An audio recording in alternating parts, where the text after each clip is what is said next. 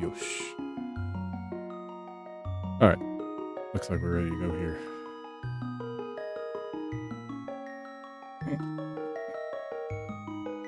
Oh. Hold on, let me grab one thing.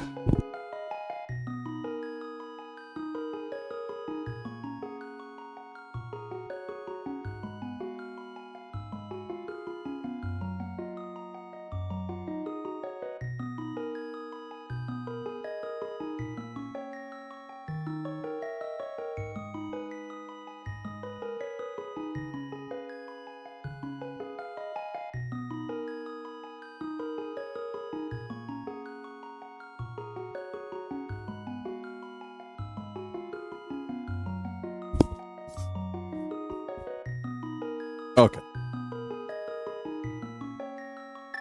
Kill that. Make a new one.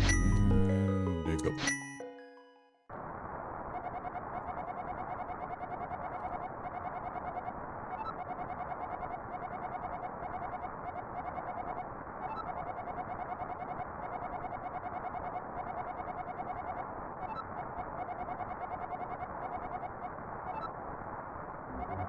I certainly feel more lively than yesterday.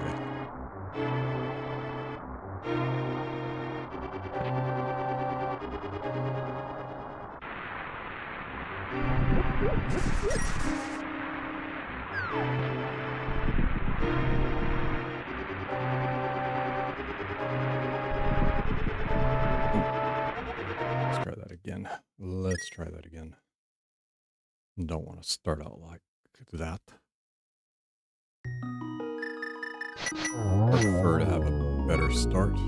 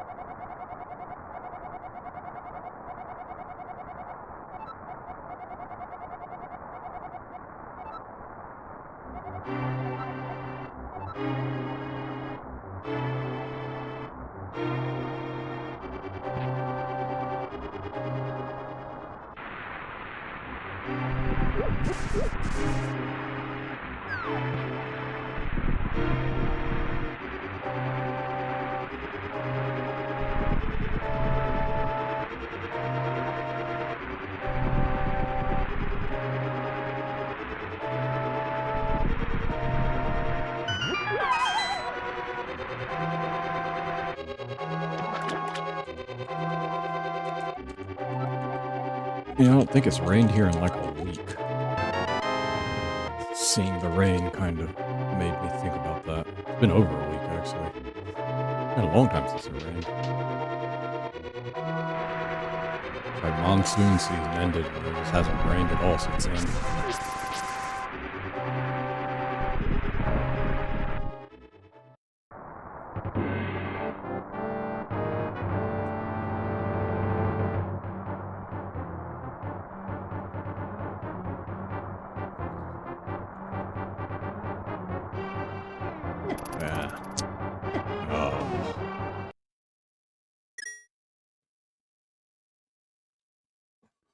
Not an encouraging start so far.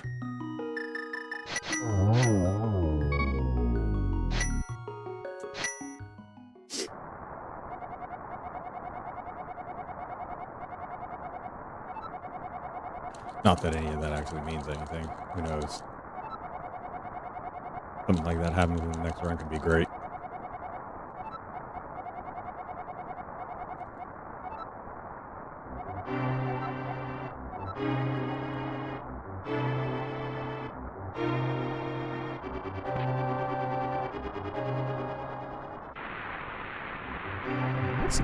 Gotta believe.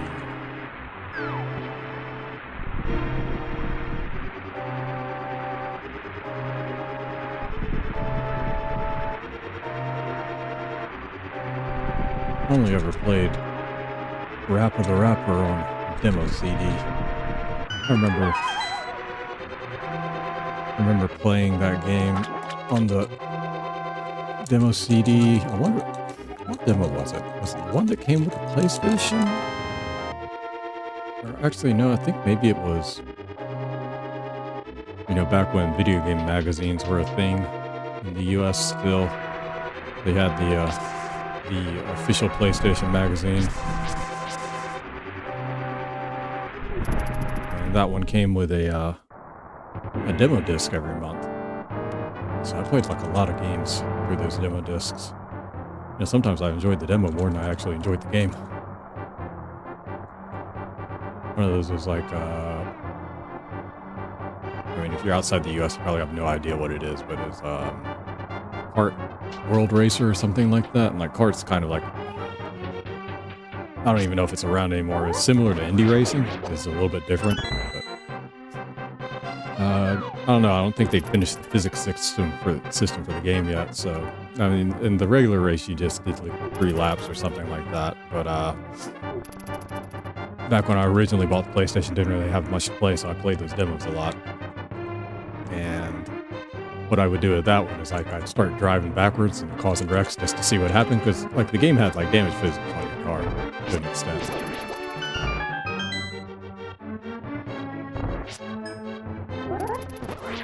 Like by running into the other cars going in the wrong direction, you could make your car fly like, you know, hundreds of meters in the air and do all kinds of crazy stuff. And I ended up renting the regular version of the game. Couldn't get that to happen in it, which was kind of disappointing. Because as everyone knows, you watch the races for the wrecks.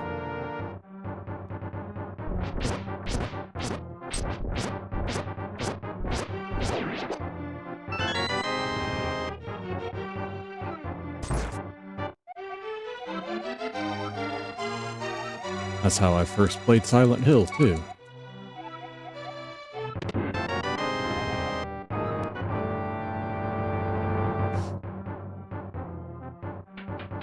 Really enjoyed those demo discs.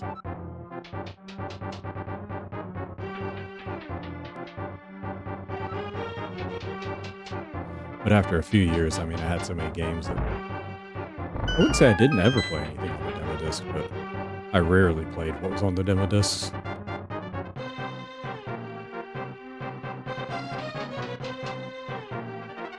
I kept the subscription to that magazine. I won't say I kept it until the end, but I kept it for a while, though.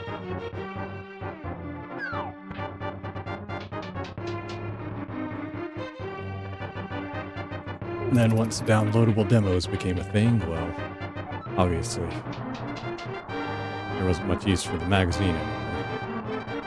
Although by then, I think online websites had killed the magazine before that. I can't remember exactly when it ended. I think those magazines just ended up getting thrown out.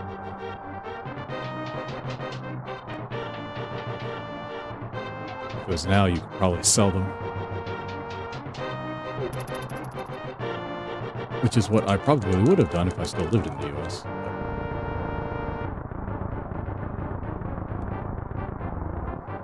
Like, I forget when they got thrown out. I think it was probably around like a tree fell on my old house back in the US.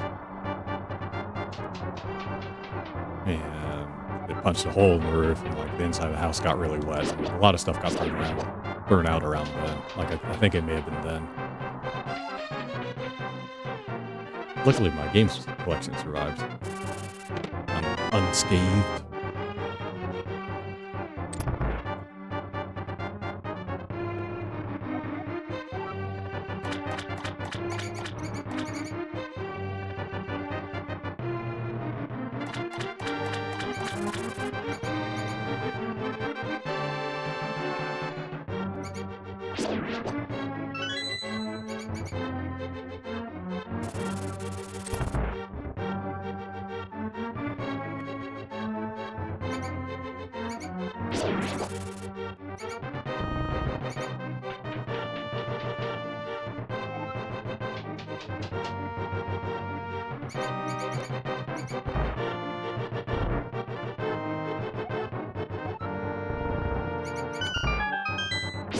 Oh, come on. Right at the end.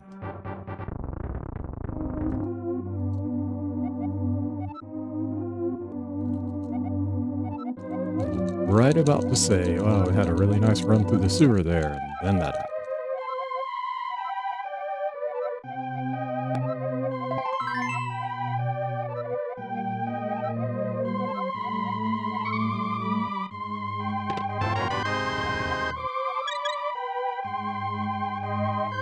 Bad run around the priest there.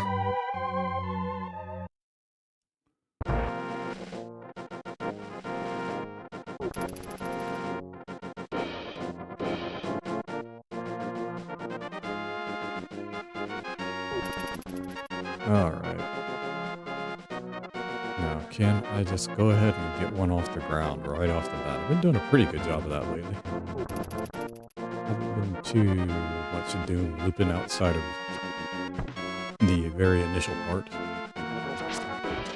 Oh man, that sucked. Woof.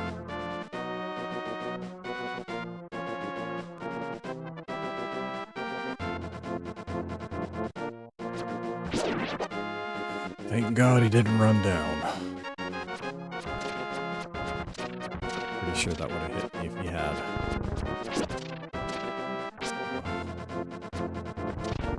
Man, Pop Rock's a real pain on that jaunt.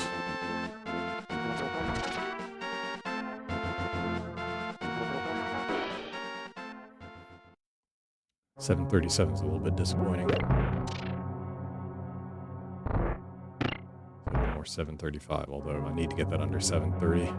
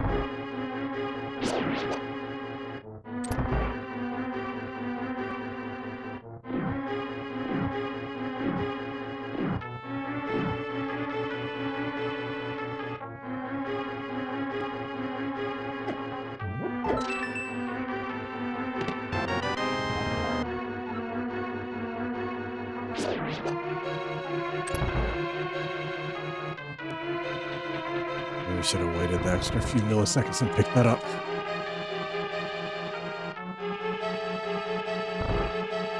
Arigatou gozaimasu. 今日こそいい記録出るように自分も祈ってます。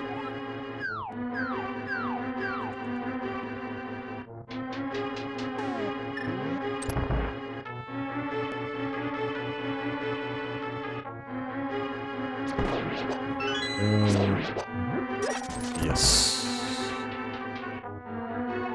Nice root pick up there. Very pleased with that.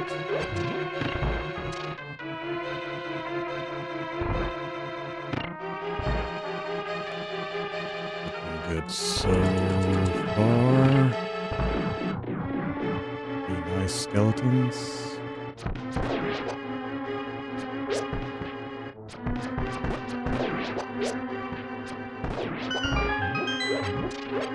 That was bad.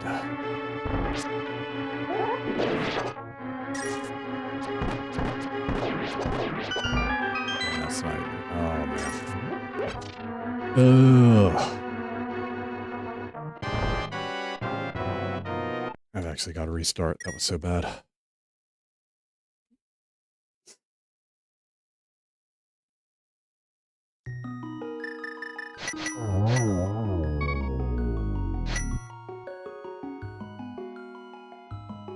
I was already, what, 10 seconds down? Or where I usually am?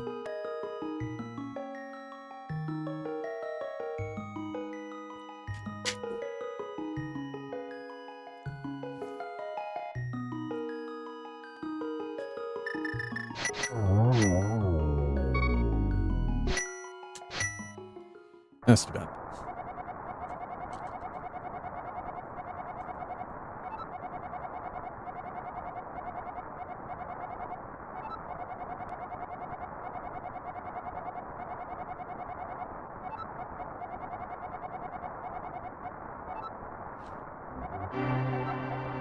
Oh no, I like the double skeleton room with the Cyclops. I just had it in my mind that there's no way it was going to stop on the first tile, and it did, and that's kind of messed everything up.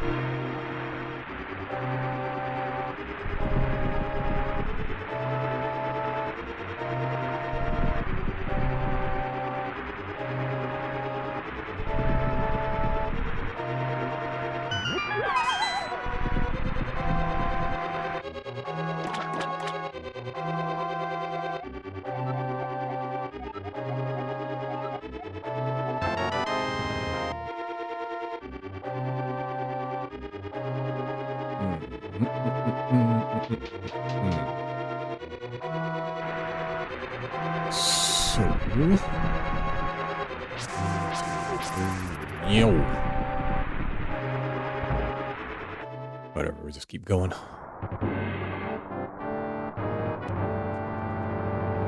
This is not going to be as good as the last one, but that's fine.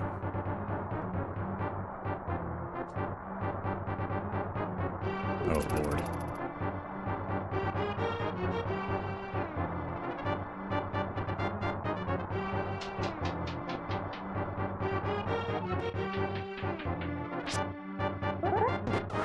Oh. And then, of course, the insta-aggroed.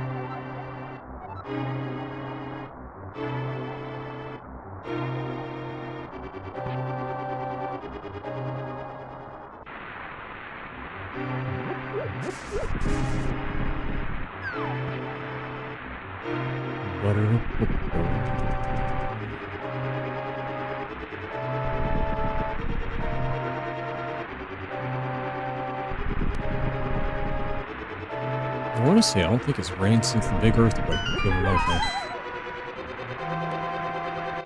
really has been a long time since it's rained here. Been a lot of that this year. Like this, it rains a lot and then it doesn't rain at all.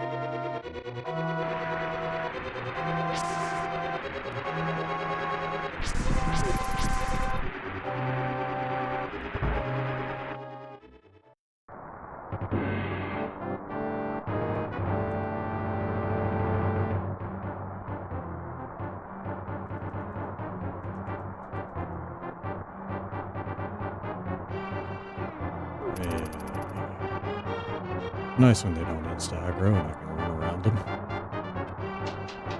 Always appreciate that.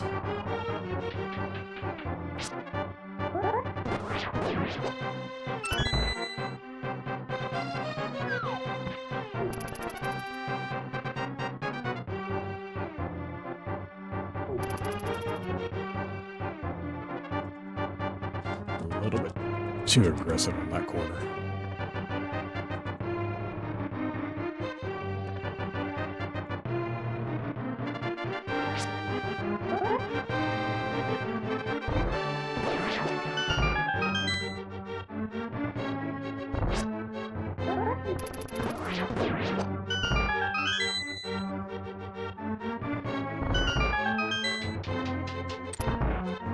It's pretty sure I pressed the left button before I pressed the B button, but maybe not.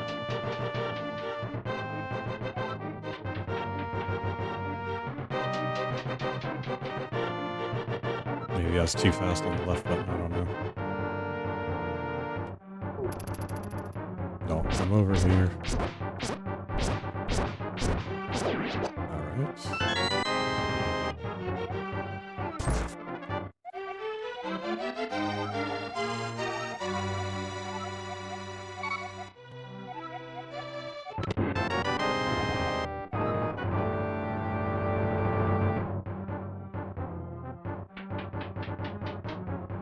Slow on the button there. Technically, probably a little bit ahead. A tenth or a second or so.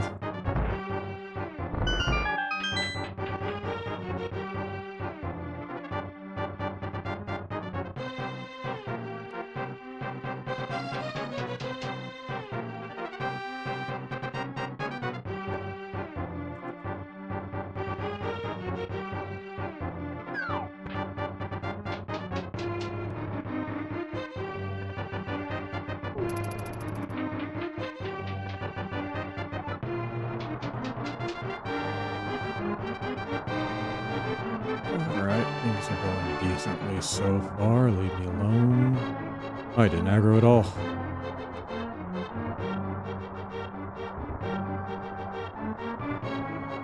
But no one's going to do that. I could have taken a little bit better line.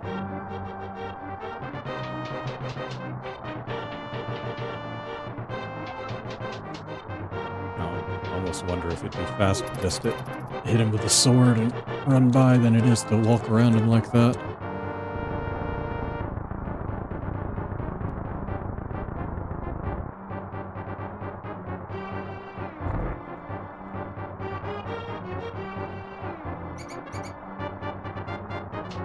Alright, down the stairs. Over and over. Up and down. That boy. Oh, you snakes suck.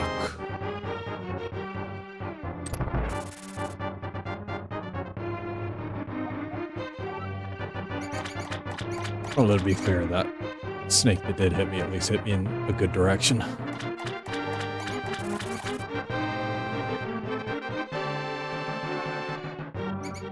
Oh, come on, man. This is a really good attempt right for that.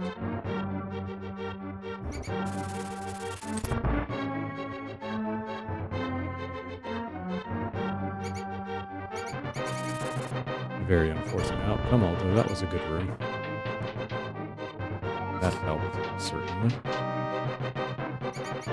Up. Oh, yes.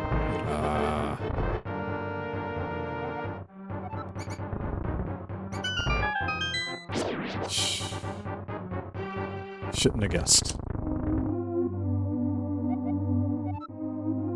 Tried to guess.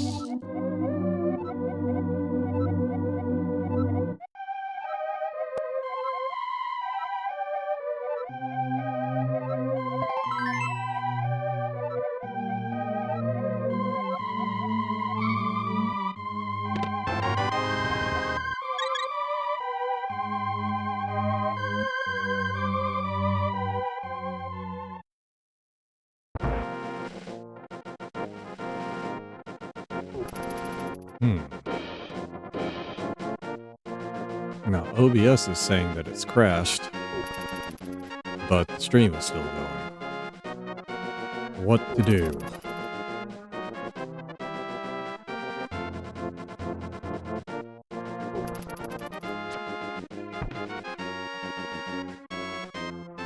Is OBS just a liar?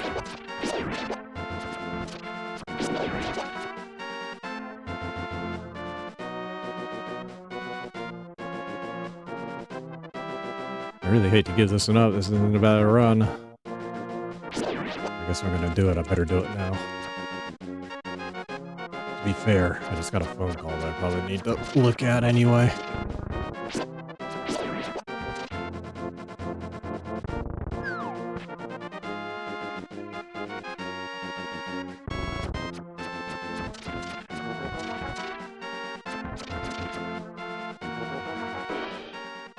That's nothing special. I'll reset OBS real quick, which means I'm going to have to restart the stream. Sorry about that. Yeah, I'm just going to restart it, like, who knows what may happen. Like, I don't want the stream to die in the middle of the run, especially if it's any good, so I'm just going to redo it.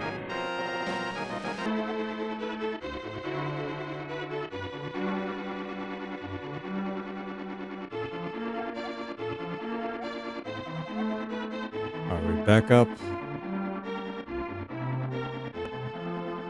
I mean, OBS definitely crashed. It absolutely crashed. It just didn't kill the stream for whatever reason. As soon as I pressed the OK button on it, the program shut down. Alright, before I restart, I need to check this phone call real quick. Hold on a second.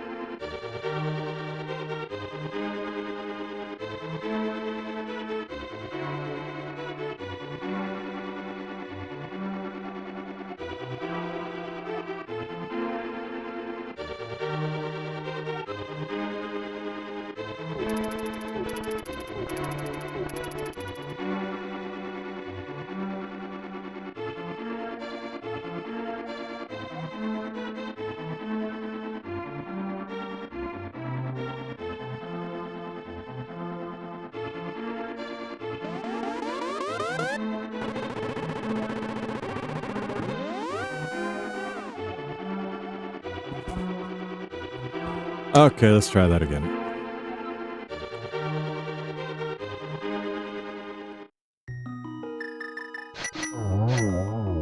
Would have liked to have kept that last one, but what's Into the Eastern Palace at,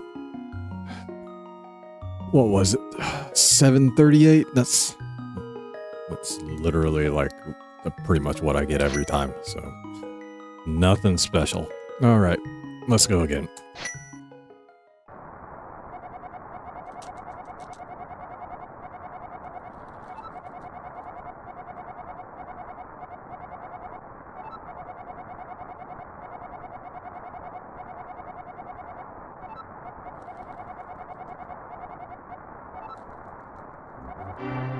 So I finally got to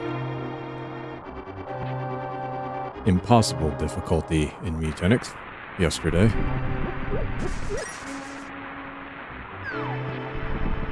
Honestly, never really thought I was going to play the game that much. Not that I didn't like it or anything, it's just, I remember back when I was first playing the game, like the first few weeks or so, everything just felt so, well, not a good time. Let's try that again. Everything felt so, I don't know, punishing and difficult in some ways that I just didn't feel like I was going to get to a point to where I would have felt it was worth it. But I don't know, I guess I got better.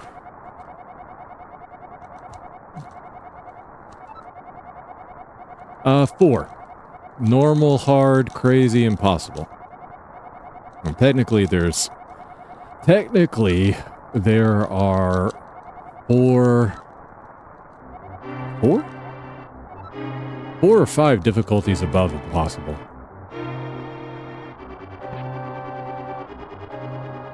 Because there's a sub-quest that gives you an item that will rate the difficulty 1 level. And if you use mods, or I think there may even be a way to get it in-game, I don't know, maybe they patched it out or whatever, but you can get multiple of those items and raise it, I think, to impossible 5. Or something like that. And that is technically the highest difficulty, although you could probably actually make it higher. I imagine the difficulty, if it works that way, I imagine the difficulty just is a multiplier that you could raise as high as you wanted. With mods or whatever. And, you know, there's mods for the game that I'm sure make it harder, but the normal standard game is impossible is the highest, and then you could take the pills that give you impossible plus, I guess.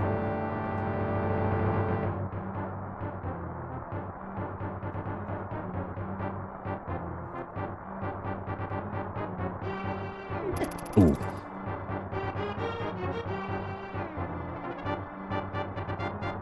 But impossible is as far as you need to get all the achievements, and that's, oh, come on, man, I thought I had that. Am I planning on trying that? No, not at the moment.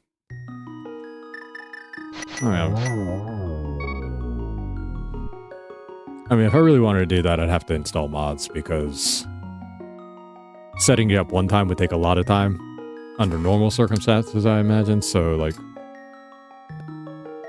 considering you probably would die the first time you tried it, unless you really knew what you were doing. No, I don't think I'll be trying that out, unless I put a mod in and give it a go. I mean, I could do that, but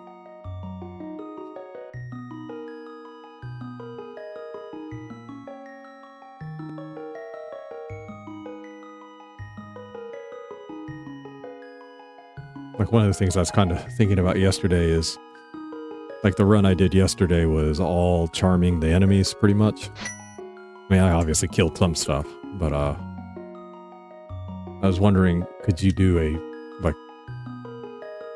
pacifist run through Eugenics where you didn't kill anything?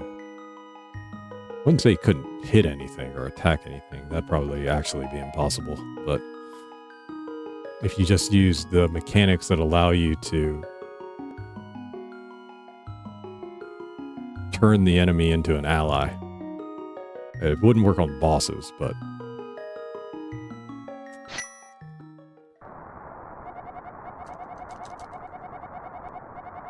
could you make it through to the end?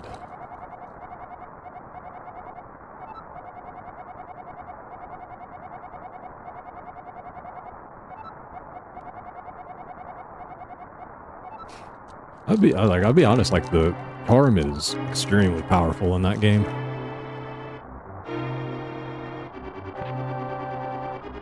It's pretty much able to entirely neutralize the last fight before they did anything, just by charming everything.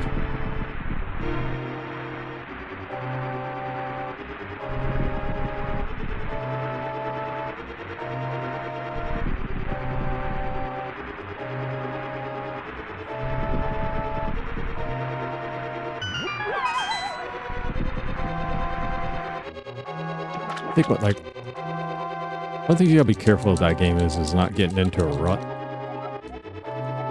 Because, like, there's a lot of ways to, quote-unquote, solve the game, I guess you can say it. Like, there's skill combinations, or just certain skills themselves that immensely lower the difficulty of the game. And if you've got them, you don't really have too much to worry about. But, one of the kind of, I wouldn't say drawbacks, but one of maybe the flaws or the weaknesses of the breeding system is that I think a lot of players kind of tend to get locked into one style of play. And the breeding kind of exacerbates that because you're going to get more of the cats that you make more of, obviously. And like, that's what I see with a lot of the videos I watch on YouTube is, you know, everybody does different stuff, but usually a lot of the people kind of are doing the same thing all the time. Like, there tends to be a pretty common thread through their runs. Like, for me, if I was to look at how I play, like, I rely pretty heavily on Teach Plus. Because, I mean, once you get it, as long as, I mean, you gotta survive a little while to make it work a lot of the times, but once you get that, it really kind of trivializes everything afterwards. As long as you've got the supporting skills around it. I mean, but at the same time, I mean, that's kind of how the game works, too.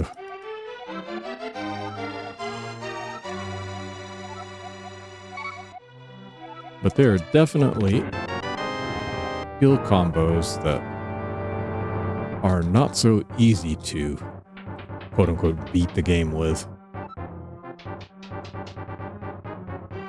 I think that, I mean, like, that's kind of the challenge with the game, and I think kind of the fun with the game, honestly, is, you know, trying something different every time. I mean, like, I've been playing this game for months, and I'm still getting skills I've never seen before. Or there's skills that I've seen multiple times but never tried out.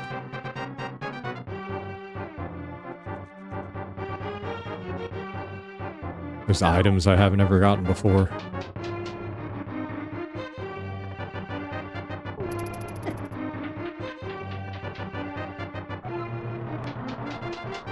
Video I was watching yesterday, a guy had he had a bone that cast the upgraded version of Metronome. And Metronome just casts a random spell through the game. And then the advanced version, it's more likely to give you a good one. But he paired that with like Copycat and then the trinket that copies your first skill and is dual wield. And so he's doing like 7 or 8 metronomes a turn. And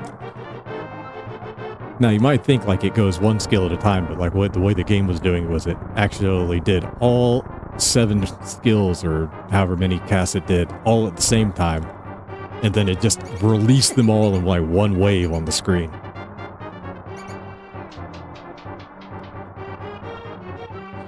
And the game clearly wasn't designed to do this because I think it actually broke the game in some ways. Like the game was kind of doing some stuff that I don't think it was supposed to do.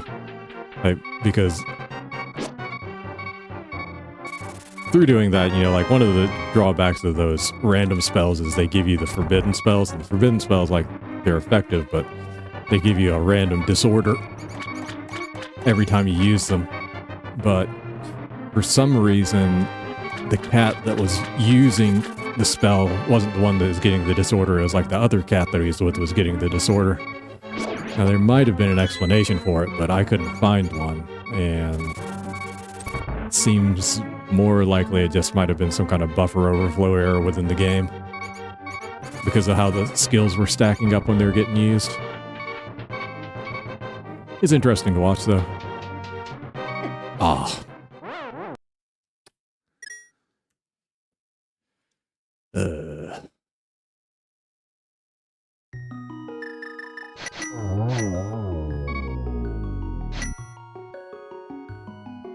I gotta stop letting that rat do that to me.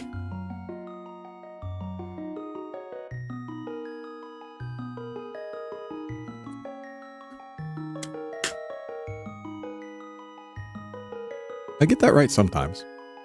But then I do that a lot too, where I accidentally move downward. Now, if that rat runs to the right, you just need to go left. Now, the worst pattern is he runs to the right, and then the other rat that's to the top left of him also runs to the right. And then if you face left, I think it's technically possible to get through the gap, the diagonal gap between the two, but the timing's really tight. And I think probably the smarter thing to do is actually just swing your sword at the rat coming along the top of the wall. But a lot of the times when that rat runs right, I do what I did there and run down left, because as long as he doesn't do that, running down left is safe. But sometimes I do the right thing. Sometimes. Alright. Muyoi.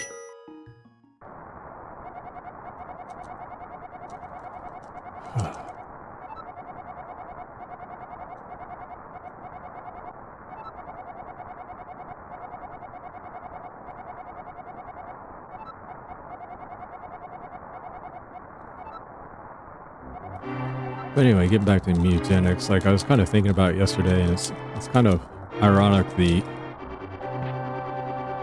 mutagenics part of mutagenics, I think maybe holding the game back isn't the right term, but I think in a lot of ways it's the weakest part of the game.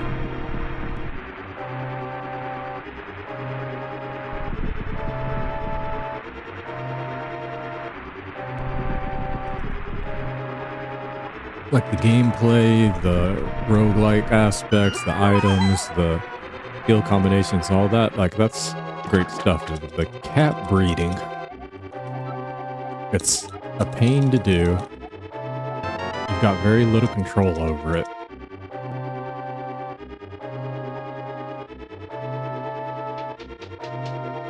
And it kind of tends, I think, to box players into certain builds.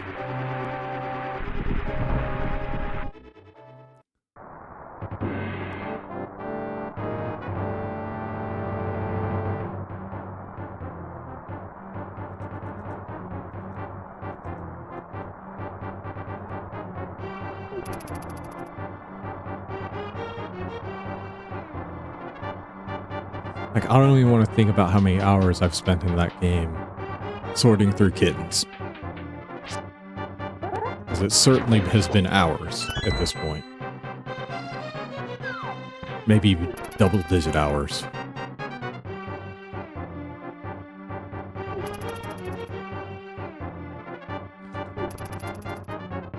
And the thing is, like, I'm sorting through them to throw them away.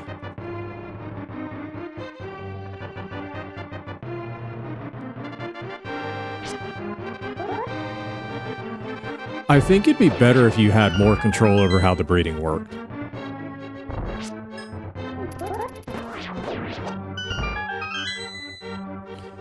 Because if the idea of the randomness was to try to keep people from cheesing the game, well, it didn't work.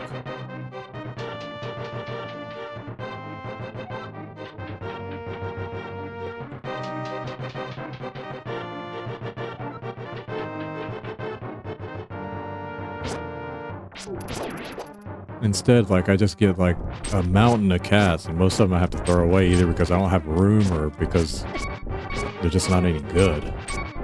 Ugh. God. The hell happened there?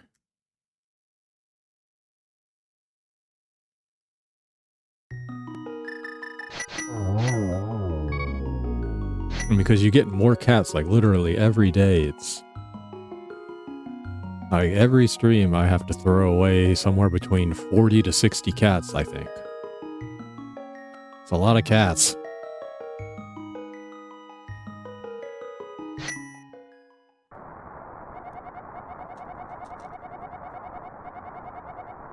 Like, I think the idea of having some randomness in it is a good idea. Otherwise, it kind of gets a little bit too bland.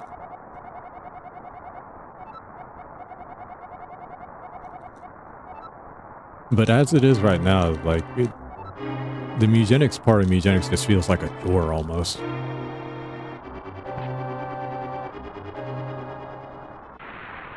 That's not how you want it to be. It's really a shame just because so much of the rest of the game is done so well.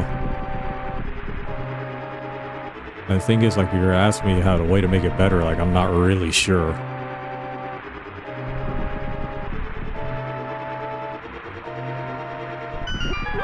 Like I said, I do think a little bit more control over breeding, at least, you know, a little bit more ability to kind of limit how often cats breed or who does breed or things like that.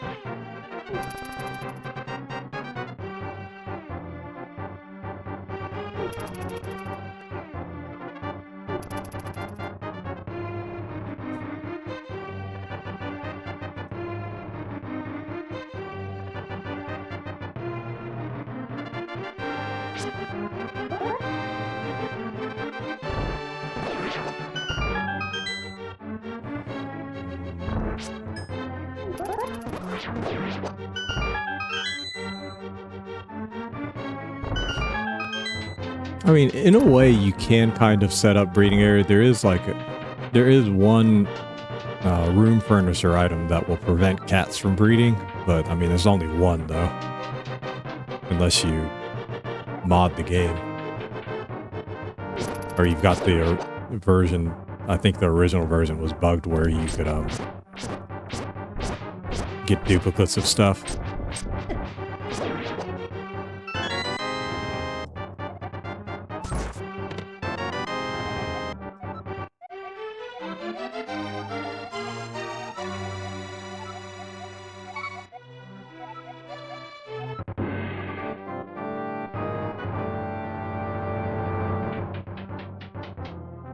Ugh.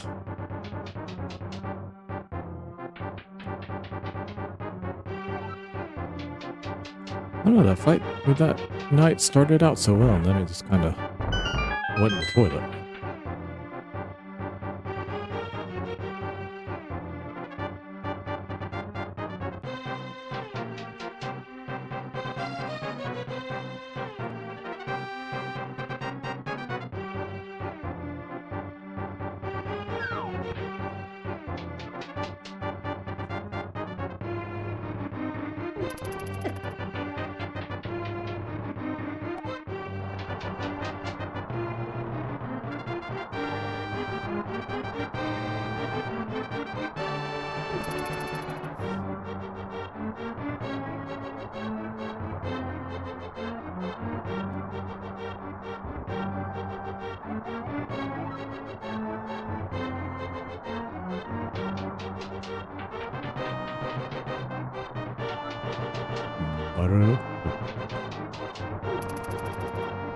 Alright.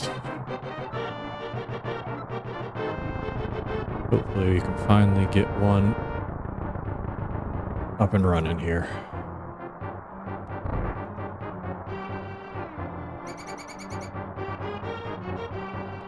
Oh, come on. Oh.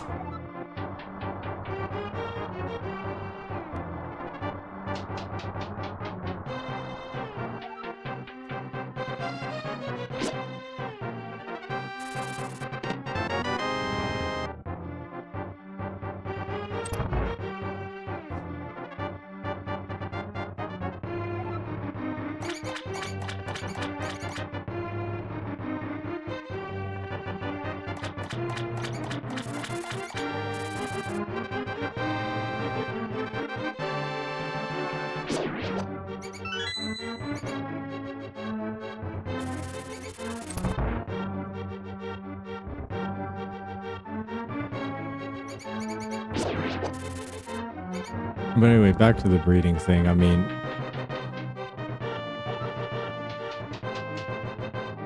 it's something I've kind of talked about before, but having too much choice isn't always a good thing. Because one, obviously it just slows everything down. But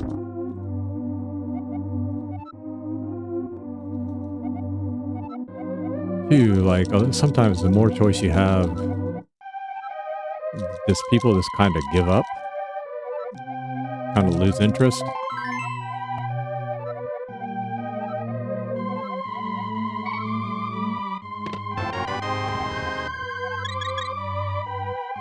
I mean, like, say, okay, well, here's I think a pretty easy example for anyone to understand. Okay, say I told you you could choose your girlfriend or whatever. And, you know, no questions asked, you could just choose who it was. You'd probably be really fine and happy with that idea, yeah? Now, what if I told you you had to choose from 1 billion women?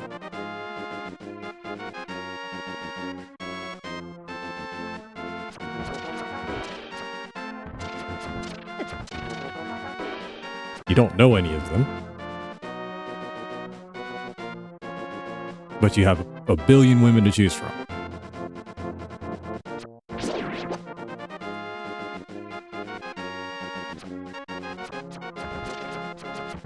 Now for some people, they just probably just make a cursory look and not really even think about it and just choose something and just go about their day. But I think for a lot of people, what would happen in that situation is you'd kind of reach kind of what I've called like choice paralysis, where you've got so many options and you want to make the right choice, yeah? You know, like nobody wants to make the wrong choice, especially with an important decision. So like anybody that's even remotely concerned about it is going to want to take time with their decision. But the thing is, when you've got that many choices, one, it's going to take forever to make the decision, and two, it's almost impossible to feel confident that you made the right one.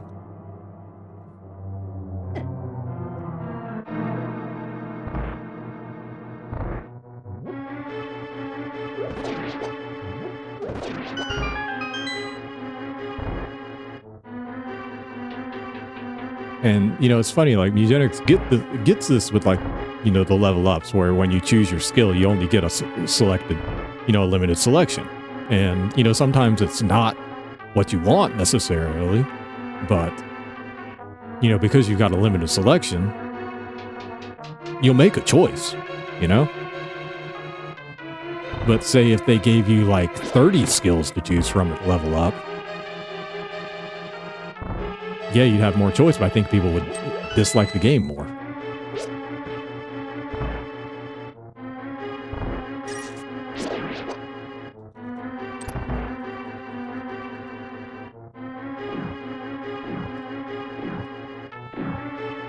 I think that's one of the problems that breeding kind of runs into in that game, is like once the cat numbers start getting high enough and you're breeding so many cats, like there's just too many cats. It's too much to deal with. Like nobody really wants to think about it or manage it.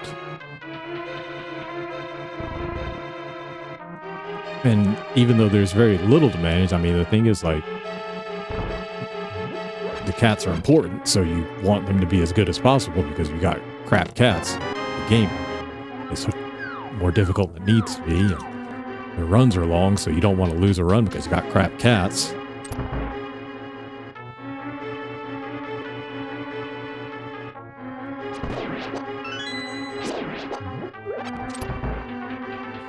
I'll be honest, like, that's kind of how I felt about Final Fantasy 3 and 5 myself in a lot of ways. Like, a lot of people really like the customization for it. Like, I just kind of felt it a chore to, like, have to level up so many different classes. I mean, yeah, you could just, you know, limit it down, but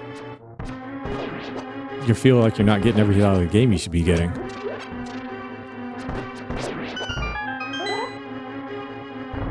I think that's a lot of the reasons, like, I kind of like the original Final Fantasy more than those in some ways. Just because, I mean, what, there's only 6 classes to choose from, but What the hell happened?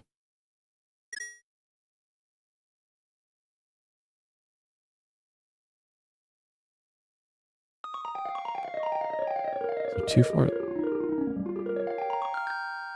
guess I was too far to the left, but I usually don't miss that anyway. I guess the timing on the first arrow must have been way off or something. Oh.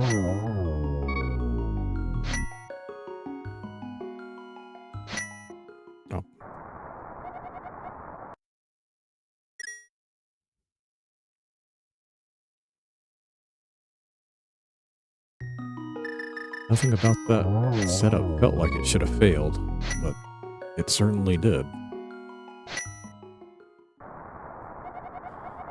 Ugh. Can't get past Eastern Palace today.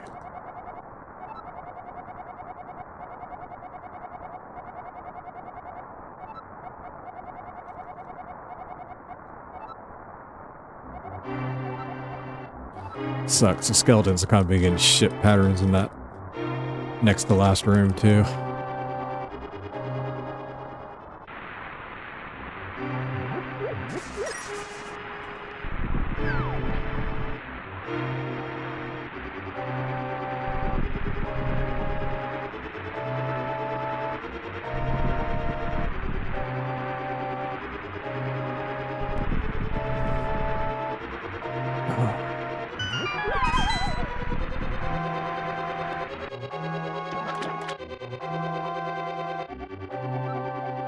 An hour in, and I still haven't gotten past the Eastern Palace.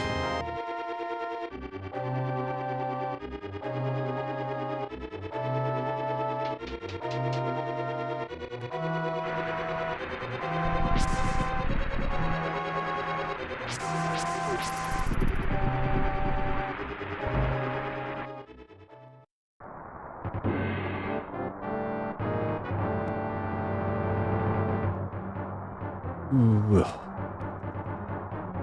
Started earlier today, so I'd have enough time to get a run in, but the rate this is going, it's not going to make a difference.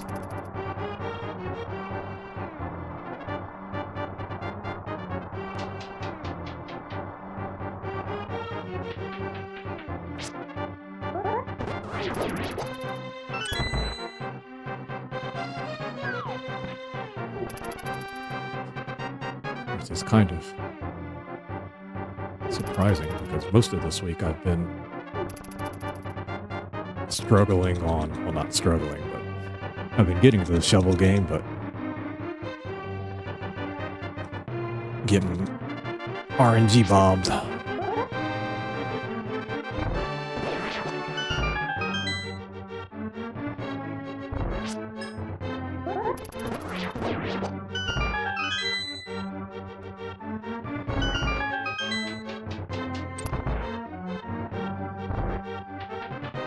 Yeah, I mean, to be fair to Final Fantasy III, that's an old game. Like, when it did what it did, that hadn't really been done at that scale before, or at least not on a Nintendo game.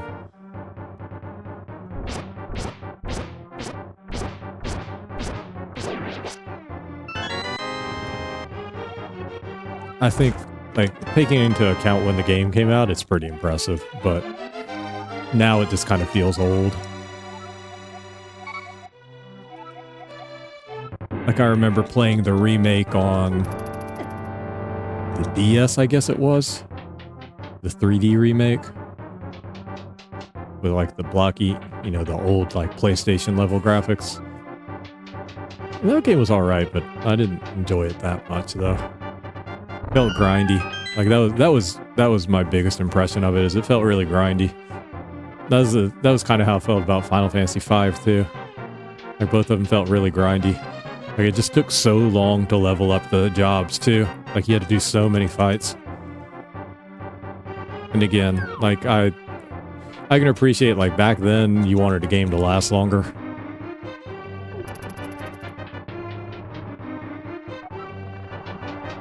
People didn't buy games in bulk as much as they do now.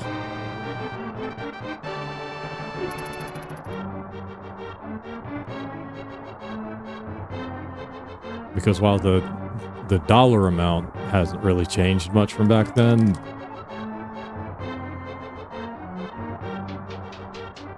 like $60 back then was a lot.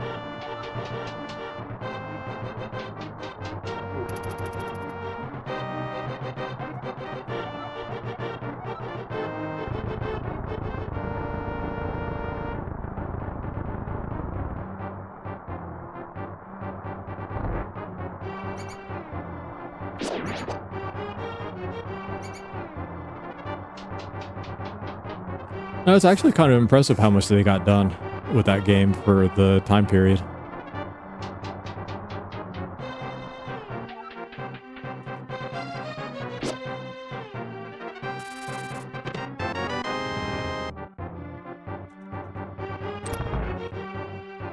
And then Final Fantasy IV just kind of ended up being like, they took Final Fantasy III, but they made every job class just a separate character.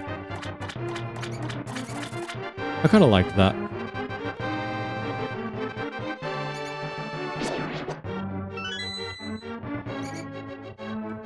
I really like 4. 4 might be my favorite Final Fantasy.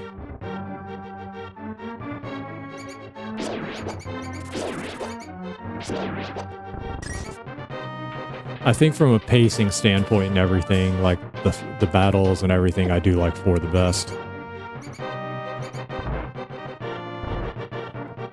Like, it just plays really quick.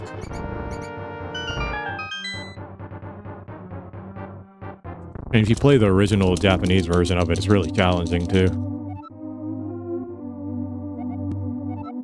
And the US version was easy.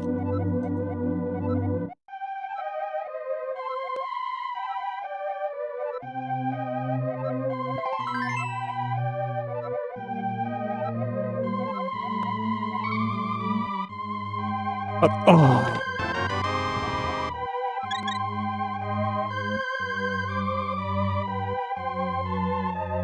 Such a waste.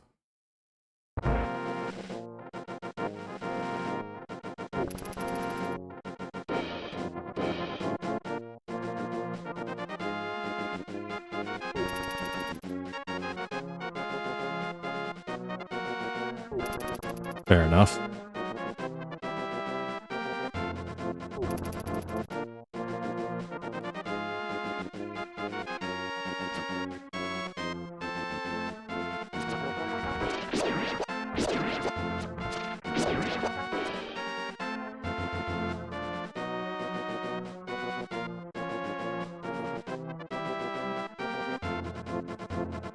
I don't know, how many of the Final Fantasy games have you ever played?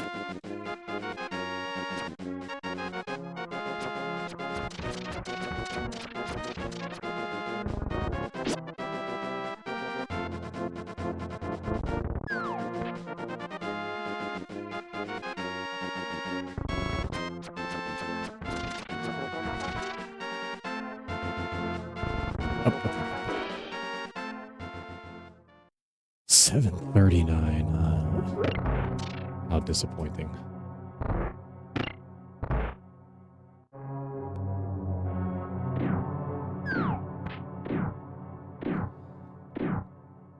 I played every Final Fantasy up through 10, and then 11 was online, so I didn't touch that. And then 12 I bought,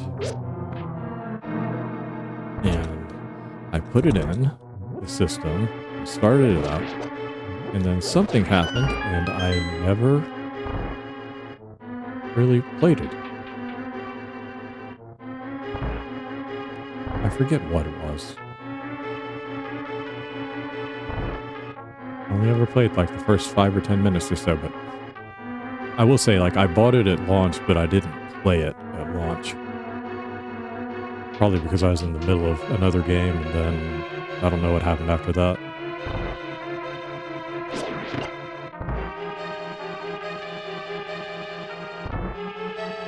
And then I bought Final Fantasy 13, and that was one of the most disappointing experiences I've ever had.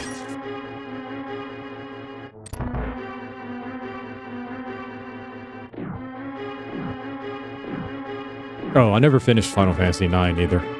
I think I got to disc 2 and that was about it.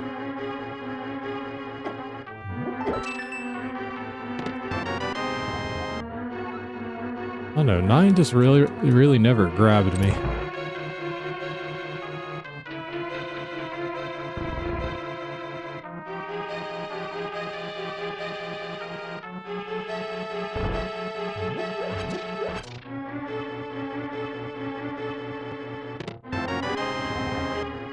Oh, you're talking about not finishing 9?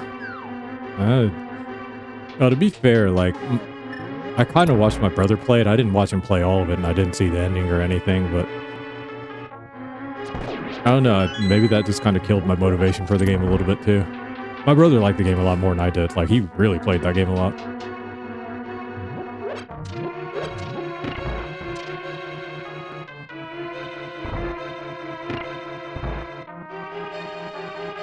I don't know, like, I remember when they made the game and, like, they tried to make a big deal out of going to that art style that they went with it, and I just never really thought that that made any sense for the series. Like, people were talking about it going back to its roots, looking that way, and I was like, let's be real, the only reason it ever looked that way on the old system was, you know, technical limitations, not because they wanted the characters to look stubby. You know? Oh my god. Whatever. This is so shit. I'm just ready to move on.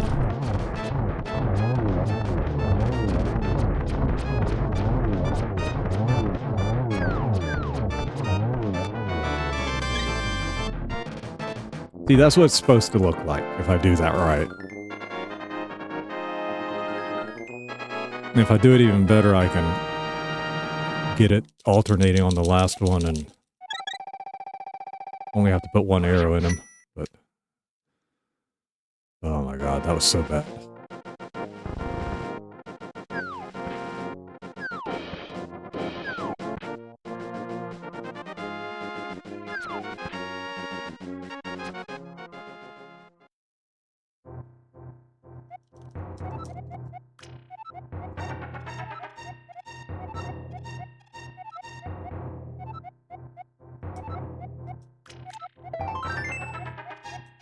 What was I talking about?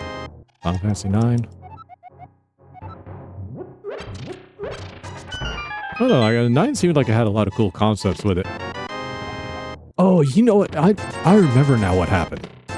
Now I remember what happened. I learned that I had forgotten to do something earlier in the game that locked me out of Excalibur 2 or something like that. There was something I did that locked me out of something later in the game. And that pissed me off so much that I just never played the game again. That's what happened with 9. I remember now.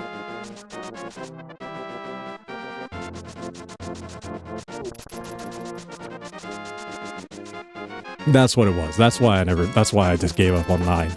Like, I realized that I would have to go back, like, tens of hours of, like, grinding and doing all kinds of other stuff just to be able to get that thing. I was just like, fuck this. Now, to be fair, like, if I'd been really enjoying the game, I probably would have done it, but like, Final Fantasy 9 just never really grabbed me.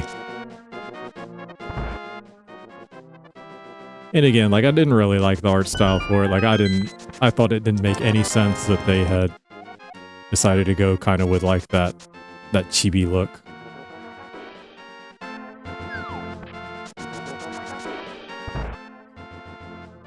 Like, it just kind of felt like a step back after what they'd done with 7 and 8. Like, I didn't mind the fantasy setting, it's just the character designs just, I didn't really like that much in that game.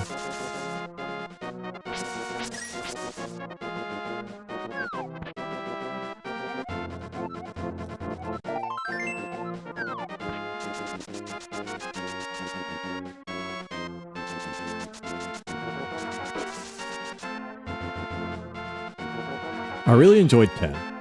10 was a good game. Japanese people love 10.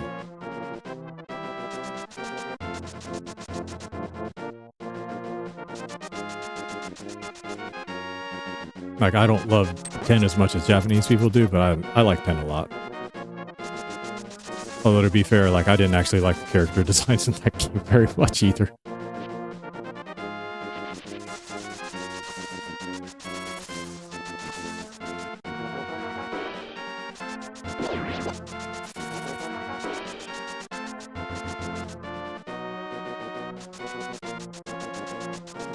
And if some people heard me say this, they'd get ugly, or they'd get they'd get upset. But I don't know. I kind of thought Riku was ugly in that game.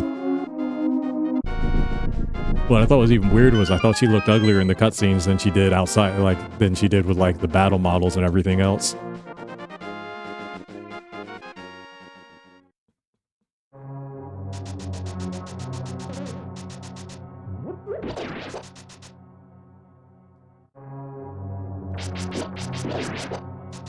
Lulu and Yuna, perfectly fine. I thought Riku had like a really kind of weird face.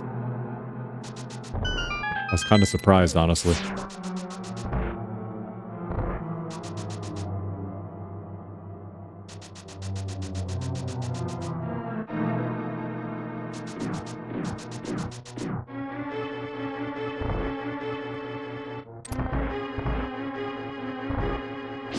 The thing was, I liked all the female designs from 8. Like, I liked, Quistis and Selfie and Renoa.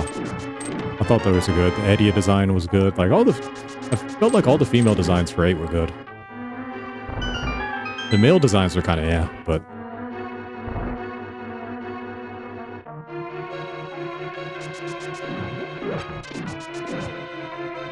And then for 10, the character designs, I mean, within the setting, I mean... It made sense, so... I just never really... I didn't like Titus that much. But after having lived in Japan for a while, like, I get why Japanese people might have identified better with him. I get why Japanese people maybe like the game more. And he really does feel like kind of like a young Japanese guy.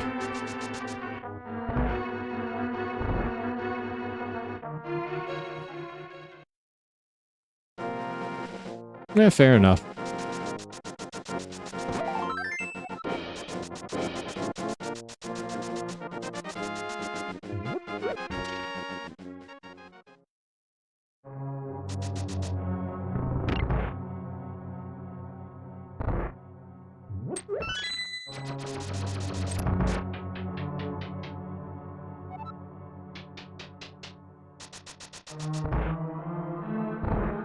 I mean, honestly, like, I know almost nothing about Final Fantasy 12. Like, I really don't. Like, I don't really know much about the story. I think the only character name that I can remember is the rabbit girl, Fran, I think.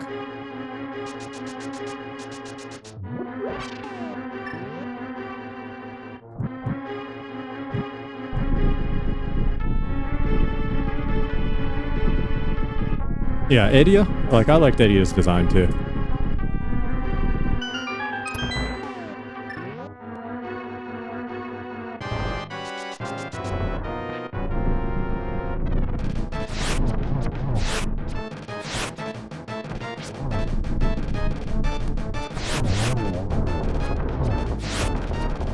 Ah.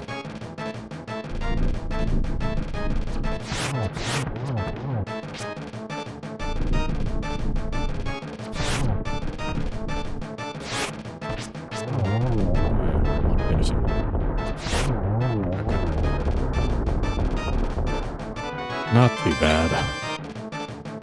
Could have been better. Like, I'm mostly hurt by Eastern Palace being kind of bad, kind of mediocre.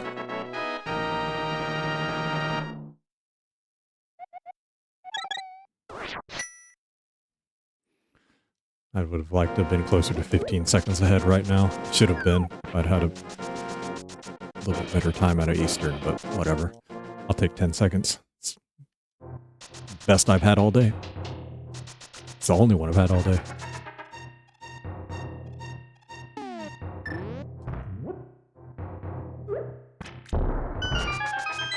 Like, again, like, I thought the overall... Like, I thought Final Fantasy VIII kind of got a bad rap from a lot of people. Like, I understand the problems with the battle system, though.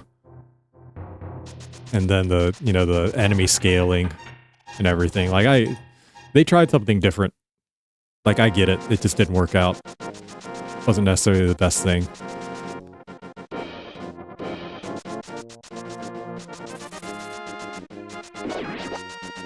Which is why they went back to kind of more like traditional stuff with 9 and 10.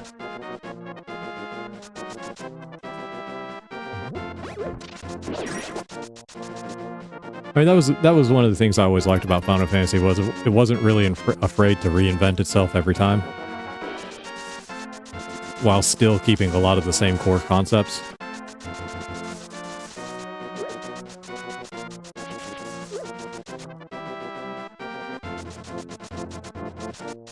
Whereas, you've got Dragon Quest, which... Like, Dragon Quest does a better job of storytelling, I think, in some ways, than Final Fantasy does. But the systems are almost always about the same in Dragon Quest. Like, Dragon Quest really hasn't changed very much over the years. I don't think that's necessarily a bad thing, either.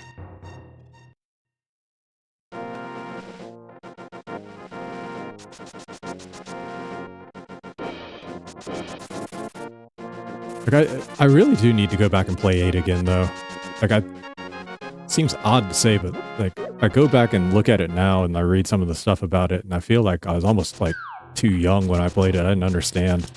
I didn't catch on to a lot of the stuff going on in that game.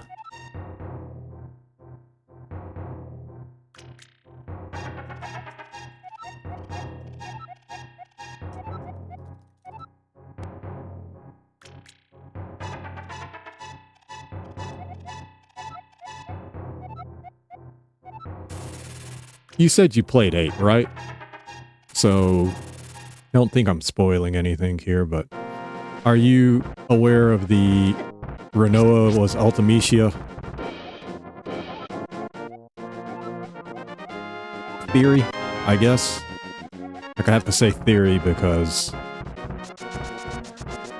some people that helped design the game have denied it, and other people have been a little bit more coy about it. But, like, looking at the evidence, like, it seems to make sense, honestly. Like, have you even seen anything about it?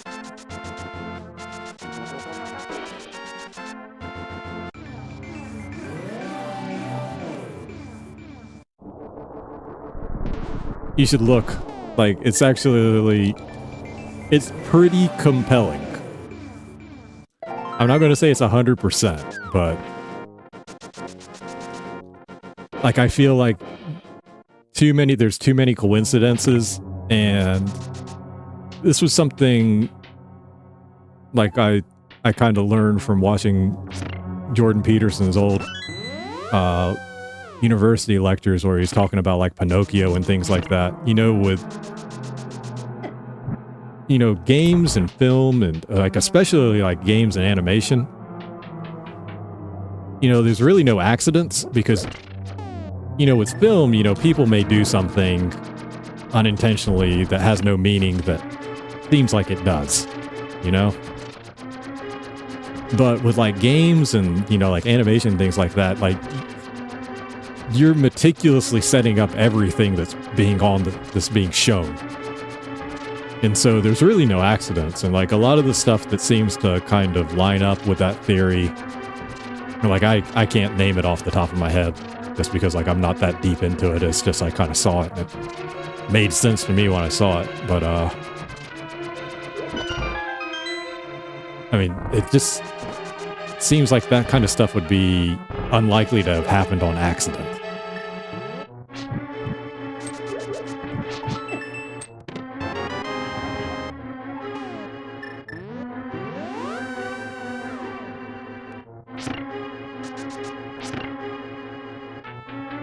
It's kind of like the Jar Jar Binks stuff with the Phantom Menace. You ever seen any of that? Where the theory is that Jar Jar Binks was actually the Sith Lord.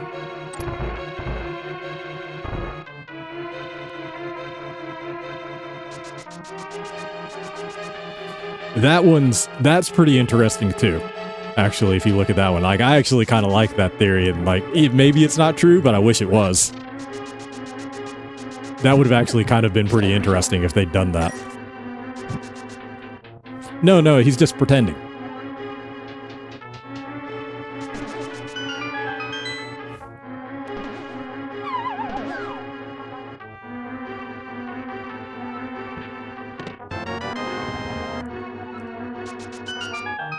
You know, the whole pretending to be retarded meme?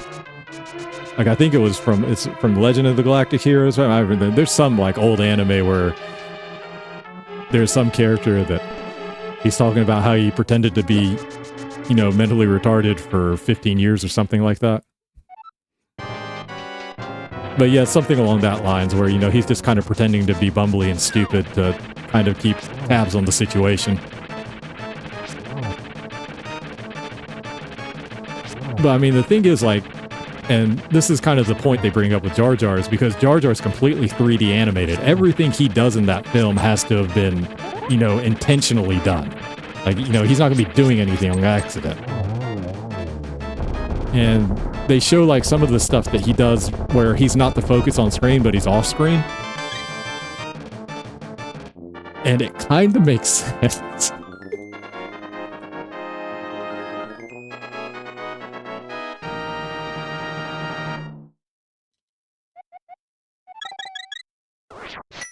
And I get the feeling, like, I think it might have been what they were going to do ultimately, but Lucas just had to back out of it at the end because Jar Jar was just so unpopular that it didn't feel possible.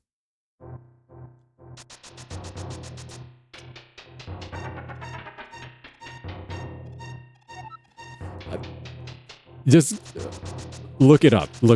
Like, I would have thought it was a stretch too until I saw the stuff that they put about it. And it seems a lot more plausible than than you might think. Because again, like, the animation stuff that they point out with him, like, there's just, it had to have been done intentionally. It doesn't, like, and Jar Jar being more than he appeared to be is the only explanation. Now, maybe they weren't intending for him to be the, you know, like 1, 2, 3, 4, 5, 6, 7, 8, 9, 11, 12 Dark Lord of the Sith or anything like that, but he certainly wasn't. I think they had intentions for him to be more than he appeared to be in that first film.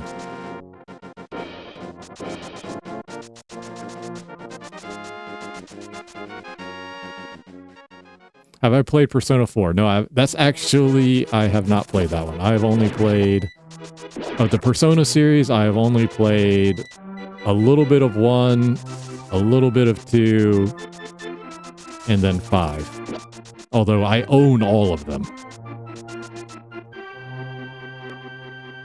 I actually own all of them.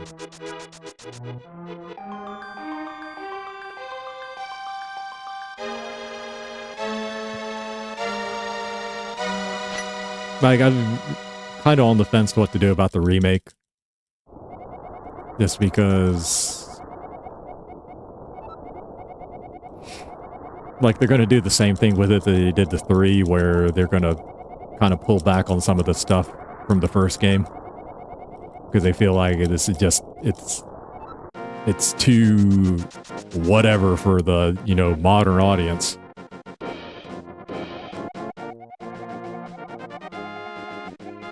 No, like the Jar Jar thing, like, maybe it's not true. I just really want that one to be true, just because that would have totally made the first film worth it.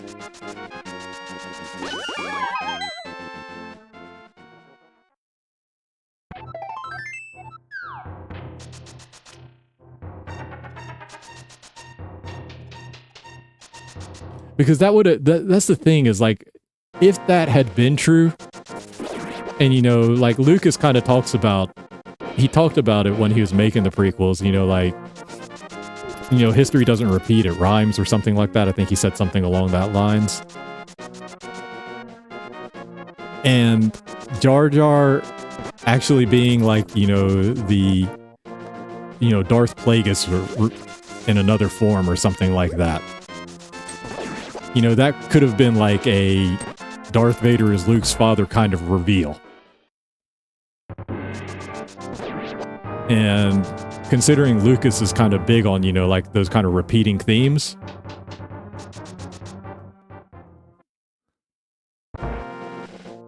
I could totally see him have been trying to go for that. Because otherwise, I mean, without that, you're kind of stuck with a story that everybody knows how it's going to go, even though it's being shown for the first time.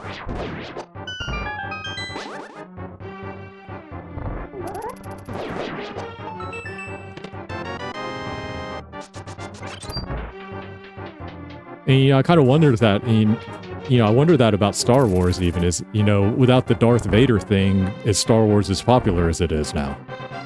You know, a lot of, you know, people love Star Wars, obviously, but I think the Vader thing really kind of, you know, cemented it. I think without that, it's just a really good series that ends up, you know, fading into obscurity at one point, but I think the Vader thing just kind of really cemented it as a cultural mainstay.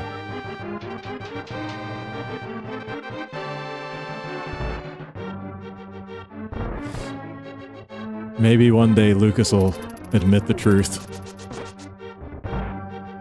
Also, that's me saying it that way means that obviously the Jar Jar things are real. But I mean, maybe it's not. But I want to believe.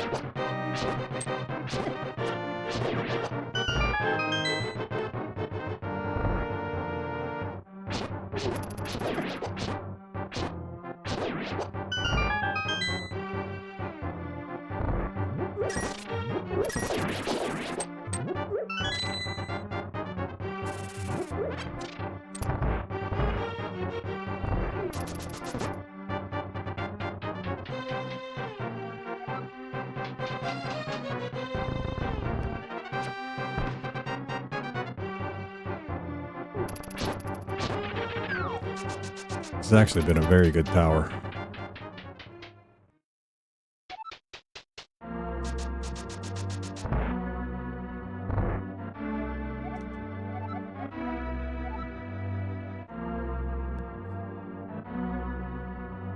No, but seriously, like, the Jar Jar thing, that's absolutely worth looking at.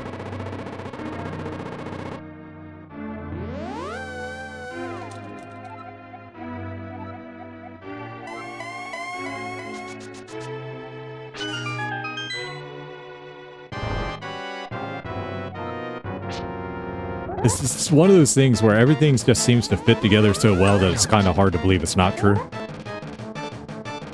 Even though it sounds ridiculous on its face.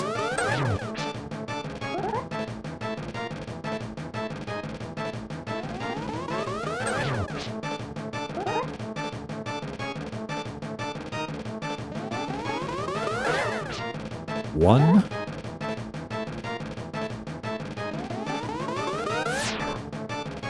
Yeah, both of them are really interesting.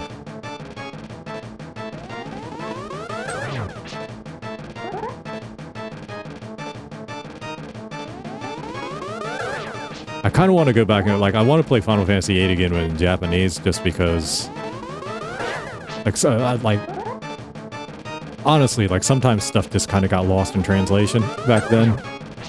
Like, localization wasn't quite as good as it is now, although now it's questionable for different reasons, but...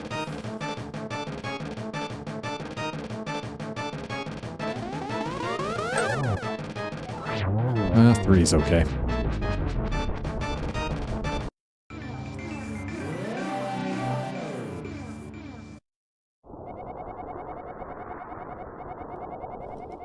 Oh, did you see the thing, it was, what, about a week ago, where the producers of the Final Fantasy VII Remake were talking about, you know, like, remaking 8 or 9. They're like, oh, if we were to try to remake Final Fantasy VIII, it would have to be 5 games.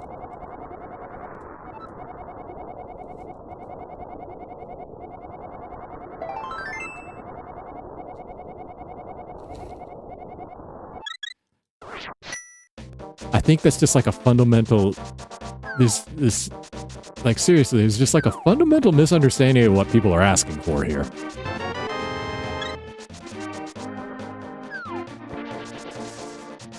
I think I mentioned about Final Fantasy VII the other day. I don't know, maybe you didn't hear me talk about it, but I was looking at a critique of like the remakes, and somebody brought up something that's a good point with what's kind of a problem, especially with Rebirth, is, Final Fantasy VII, like, a lot of people made a big deal of the overworld, and that was one of the things a lot of people liked about Expedition 33, is it kind of brought back that overworld map thing, that everybody liked. And the way that Rebirth is made, in the overworld for Final Fantasy VII, the overworld is just a way to traverse. It gives you a little bit more places to explore. It gives you a sense of the scale of the world. It's a place to do some grinding and fighting enemies and stuff like that. It serves its purpose, but it's not like a huge thing. But in Final Fantasy VII Rebirth, it's like they saw that and then they decided the overworld was the most important part of the game.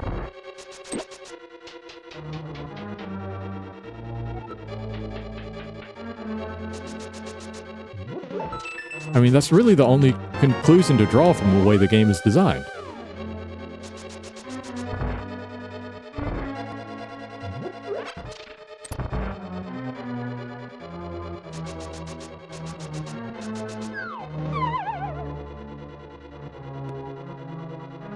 And I think that over-designing the overworld just ended up taking away from the other aspects of the game. Like the Ancient Temple, I didn't enjoy the Ancient Temple at all in Rebirth. I thought it sucked.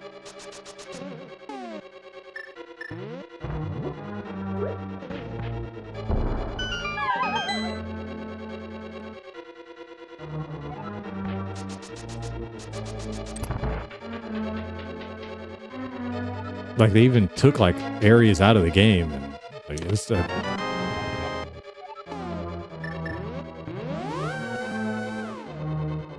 don't know, it's, Rebirth is a tough case. It's not like it's a bad game or anything, but I just feel like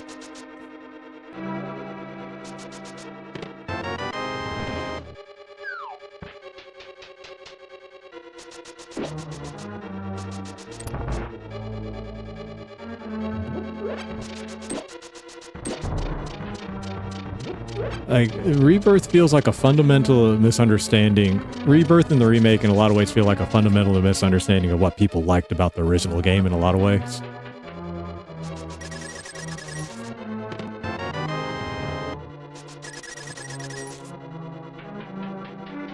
And I was willing to be more forgiving of this with remake because in some ways it felt like they were going to try to make a different game. They were going to do the Evangelion thing where it's not actually a remake of the original game, it's like a repeating of the original game further down the line. Like, that was the way that remake made it felt, was that this wasn't the original game, this was the events from the original game happening again, kind of like a time loop. Which I thought was also fine because, the whole time loop thing, that's the original Final Fantasy.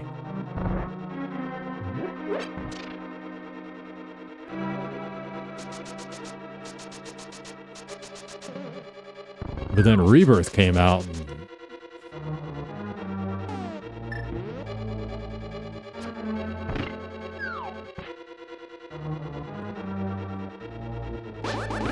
with Rebirth now, it's like alternative universes and multiverse kind of nonsense that just feels entirely like, hey, Marvel's doing that, Marvel's popular, let's do that too. That's a huge Square Enix thing right now, where Square Enix feels like the quintessential, huge corporation doesn't understand their customers and is just, following trends and, looking at surveys and that kind of stuff to decide what to make. There's not really any passion behind the decisions. It's all, numbers based. Like, they feel like Japanese Ubisoft, I think is the best way to describe it. And I think in a lot of ways they are at this point.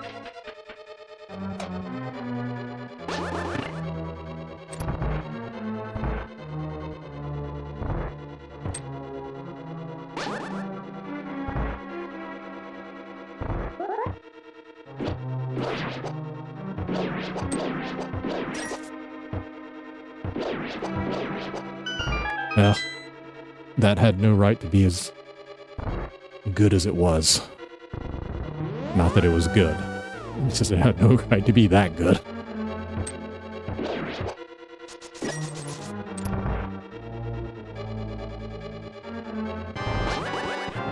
One, 2, 3, 4, 5, 6, 7, 8, 9, 10,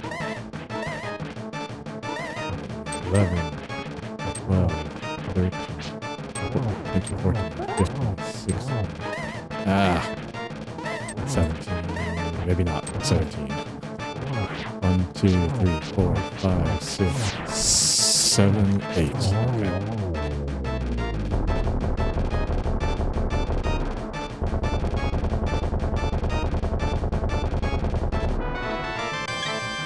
Unfortunately, because I forgot to press the split button on the last one, I've got no idea whether I lost or gained time, but it's probably about neutral. Maybe 2 seconds picked up, 2 seconds lost, somewhere in there. Nothing too special about this. Alright, man, you have a good one. Tell you, check it out. Granola and Jar Jar. Nothing else is interesting.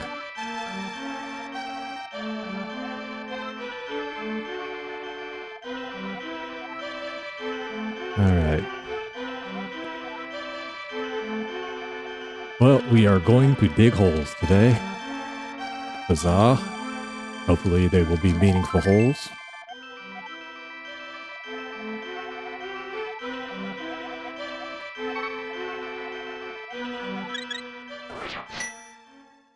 Okay, 43 seconds, not too bad.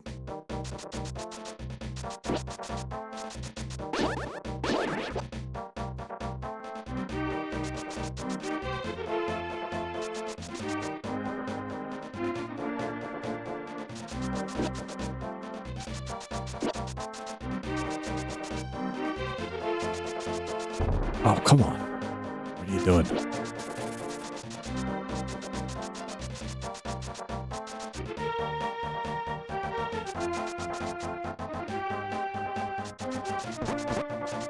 Oof.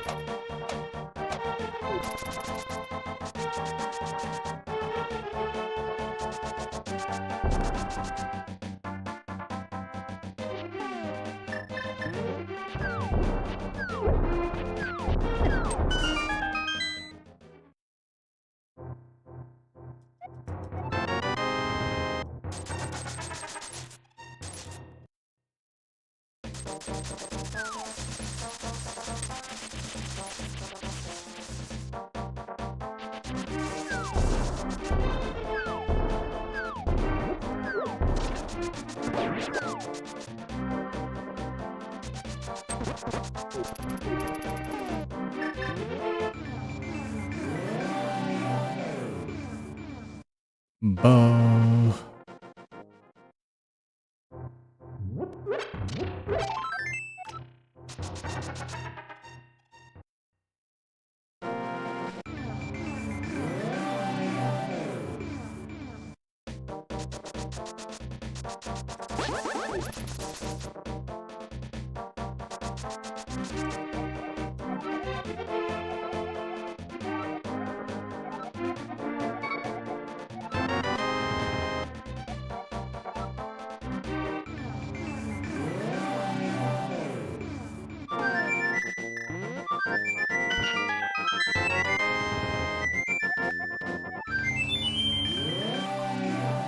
Wow, wow.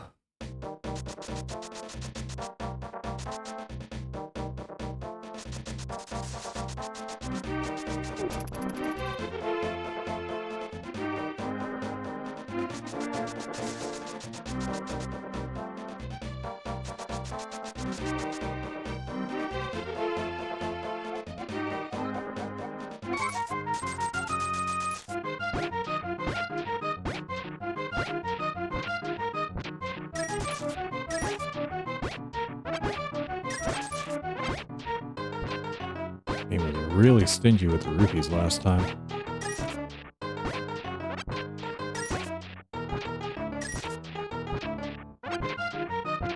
It's being very stingy this time too. Come on. Well, at least I've made my money back.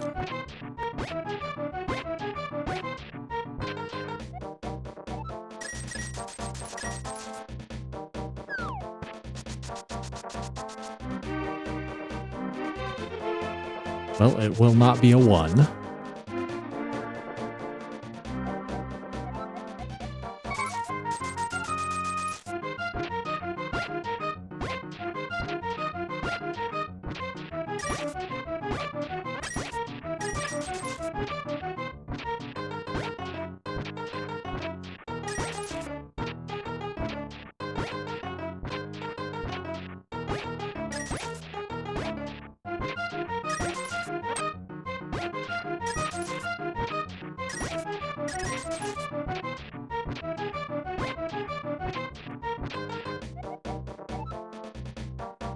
Won't be a 2.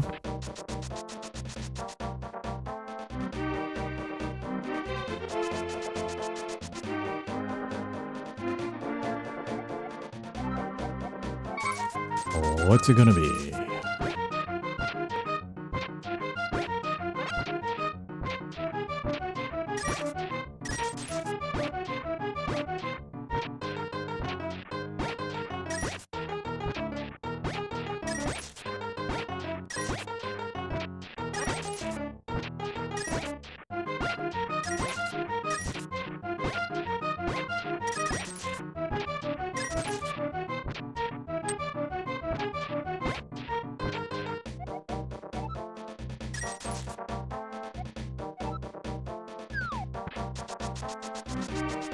Or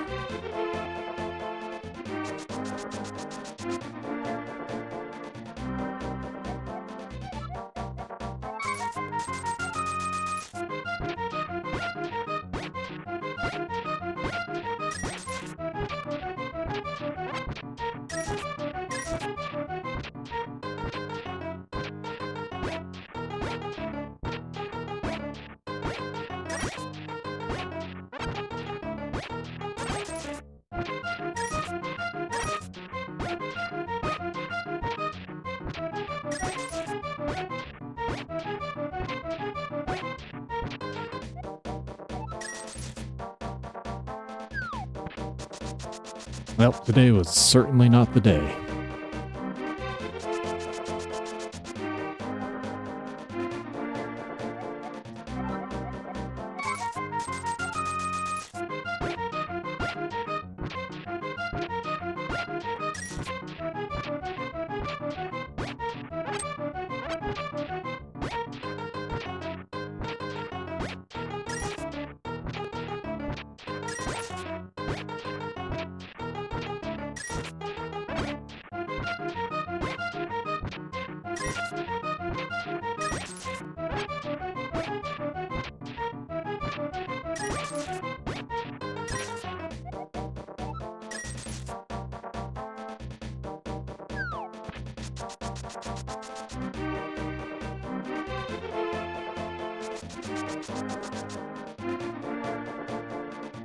Six.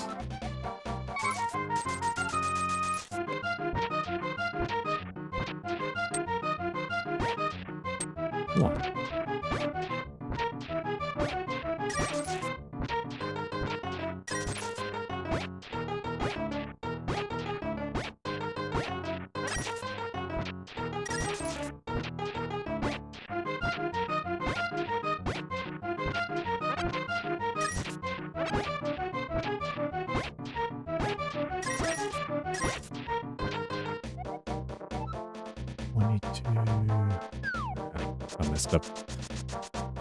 I messed up the digs though. 35 is not too surprising for the clanks. 7.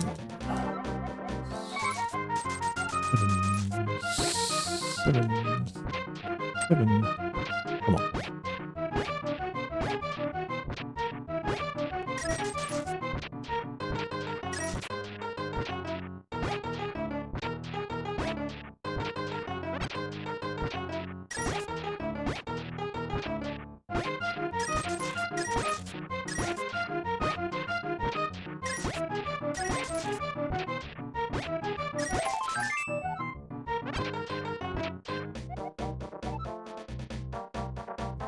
1436, yes, about right.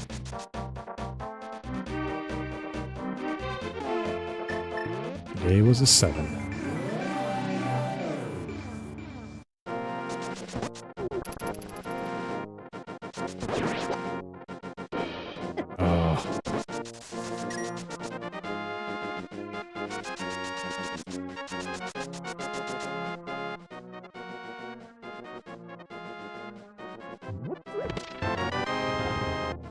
So, what we do now is we finish the treasure box game, and then we try to cut down as much time as we can on the second half of the game.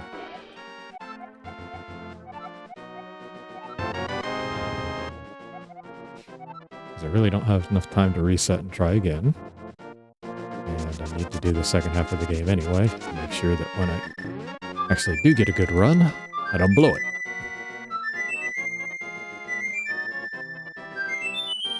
If nothing, and if possible, I actually want to improve my time on the second half of the game.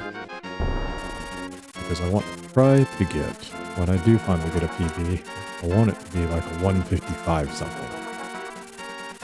Which I can do. But I gotta play well in the first half and the second half. And that's not going to happen if I don't practice second half.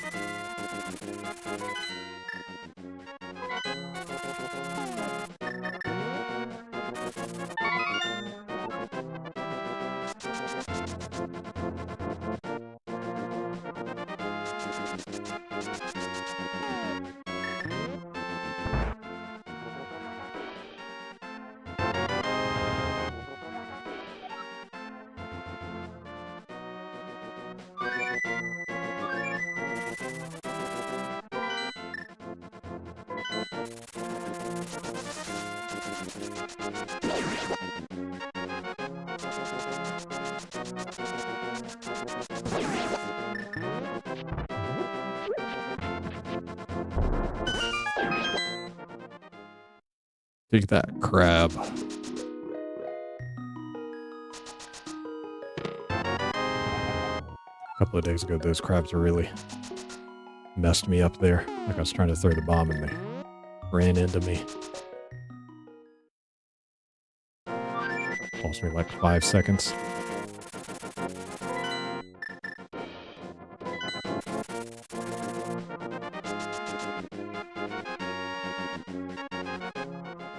Never forgiven them.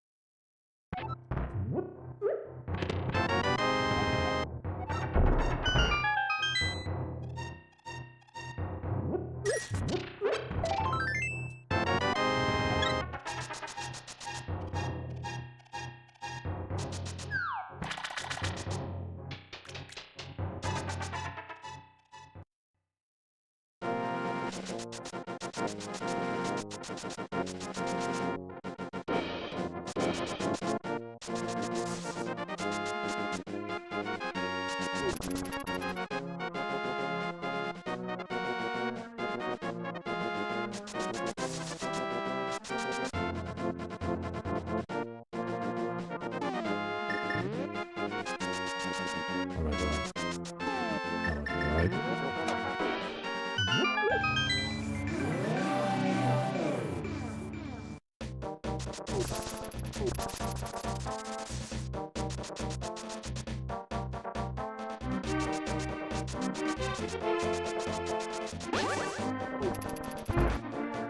Alright.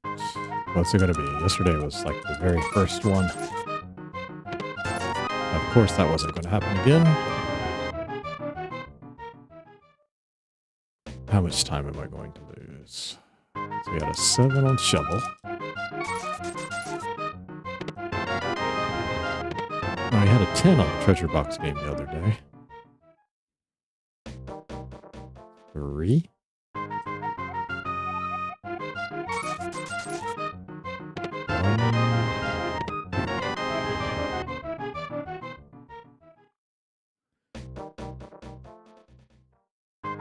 Four. 1, 2.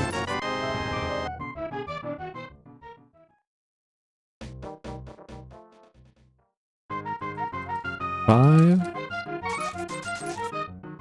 1, 2.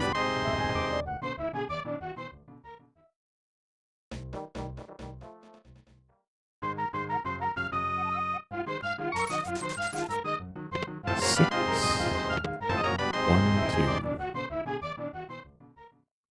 Man, today was not my day. Absolutely not. 7, 2. 7, 2.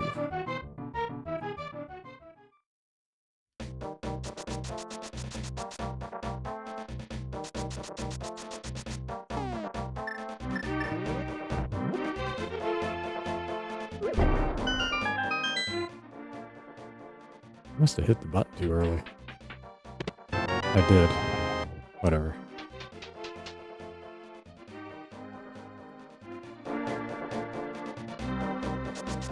Oh, come on.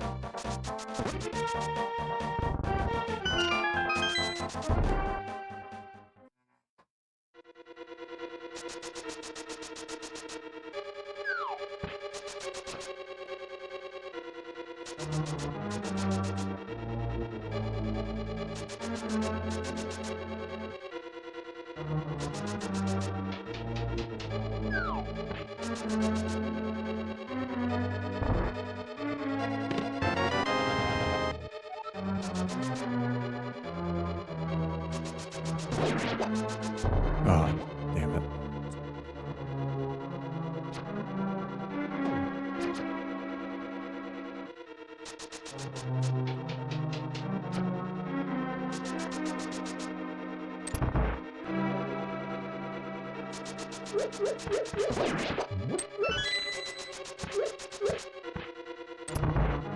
This is where I died yesterday.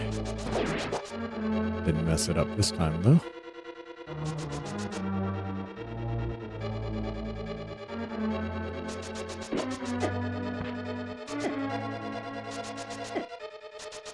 Oh, damn it. Not good.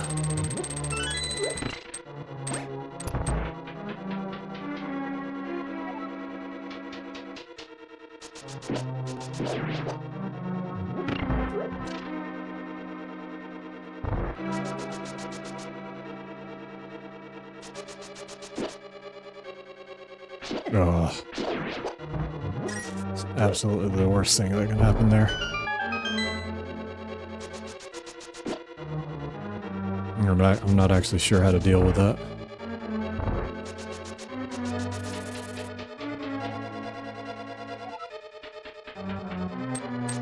Oh, damn it. Oh, boy. I'm just gonna die again? Is that what's gonna happen? I probably should have taken that ferry there.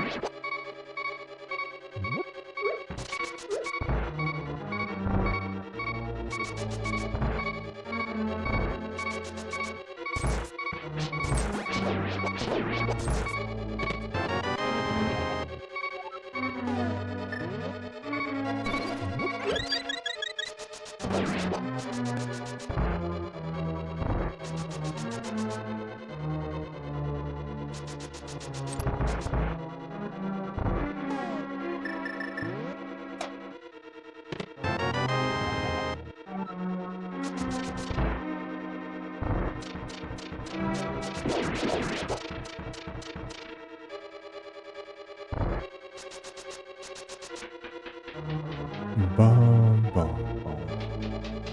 Ba-bum.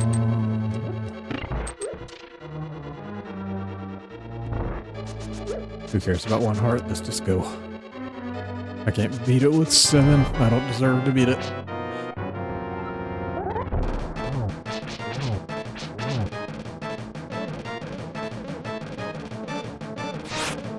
Oh, come on. 2, 3. Alright. How did I miss that one shot? Or that swing, I mean. 1, 2, 3. Stupid hit. It knocked me back. Cost me 2 seconds. Oh well.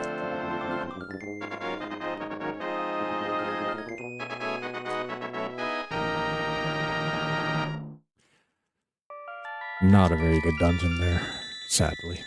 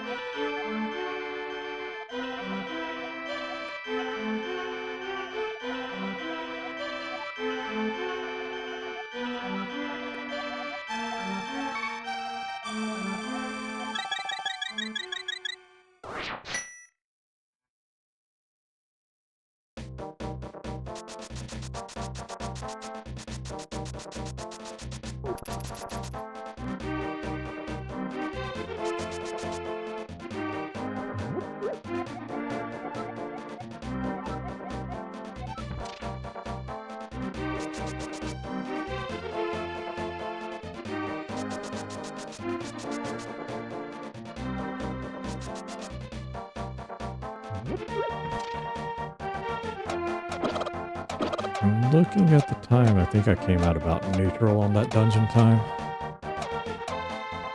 Not that that's good. Ideally, I should be able to pick up time on that dungeon, but... Actually, I should be able to pick up a decent amount of time on that dungeon, but I did not do that there.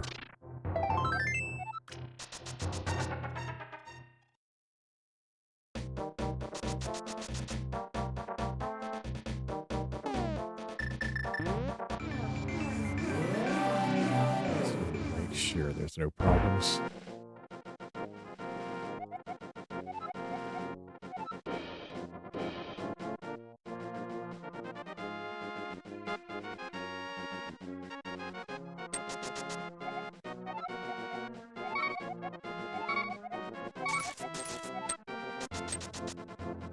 All right, out the door, into the warp. Pick up the box. Run over here, hit the mirror,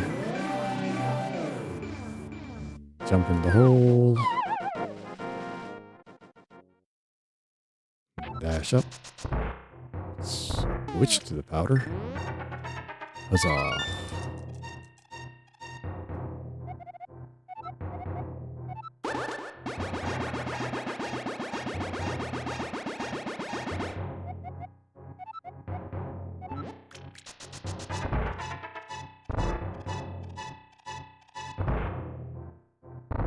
Solid goal for what's left of this run is to get that deficit under 5 minutes.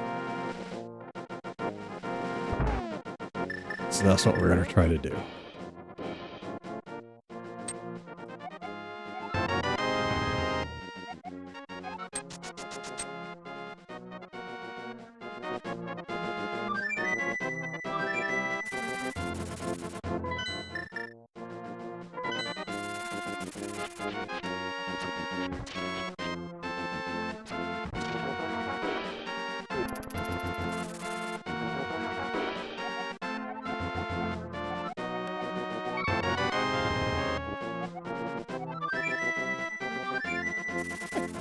Oh, that was close.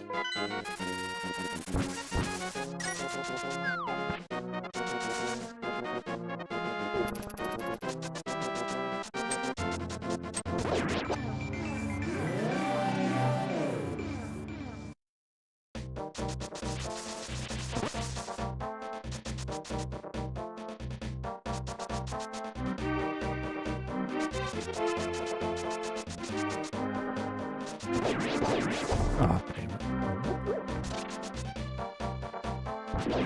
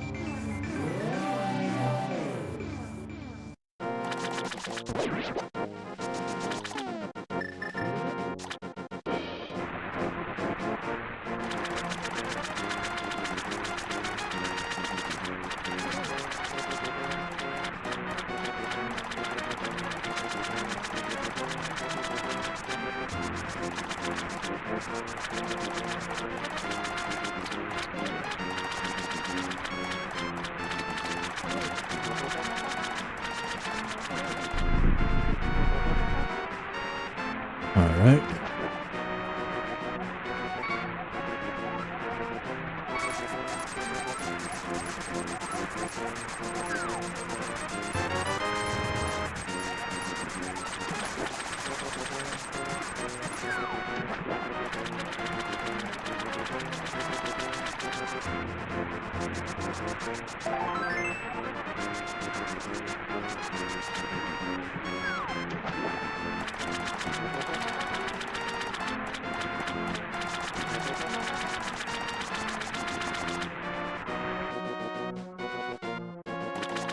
Oh, what am I doing?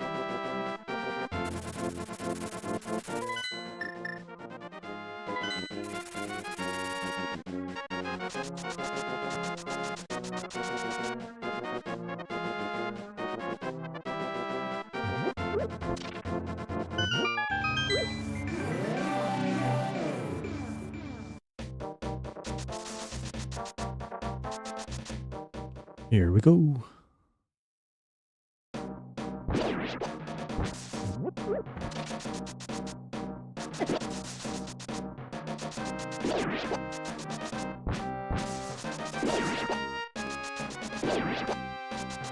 That jerk stole one of my arrows.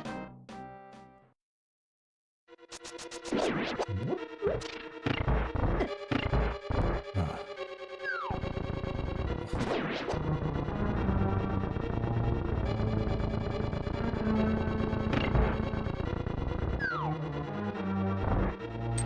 Could have been worse. Ah.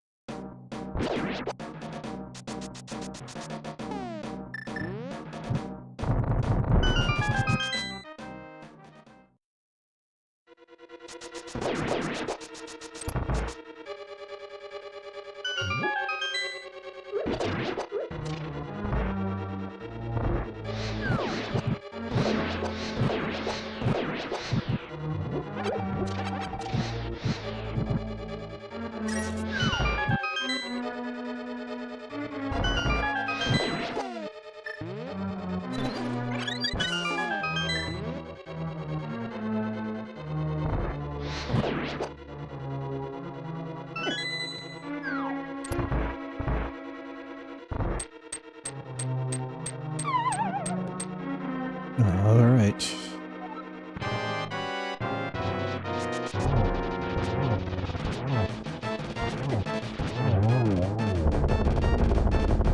I've been doing better on that fight recently. I don't know if that's luck or if I figured something out. It's definitely been going better.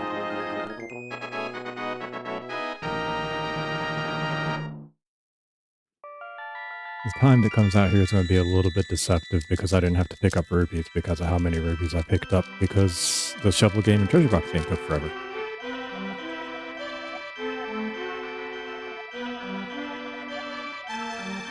Like, not having to pick up those rupees, I think, saves roughly 10 to 15 seconds, somewhere in there. So about the same as one treasure box game attempt.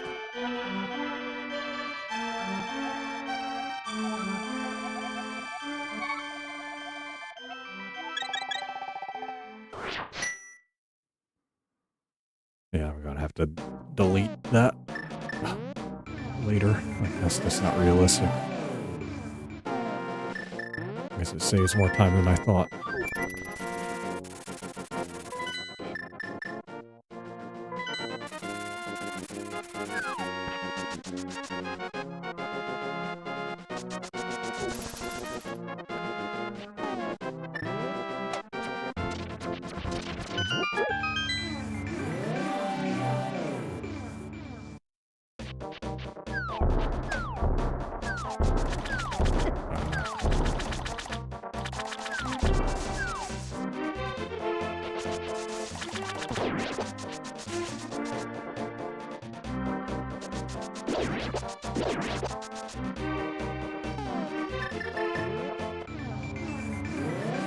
I forgot what I was doing there for a second.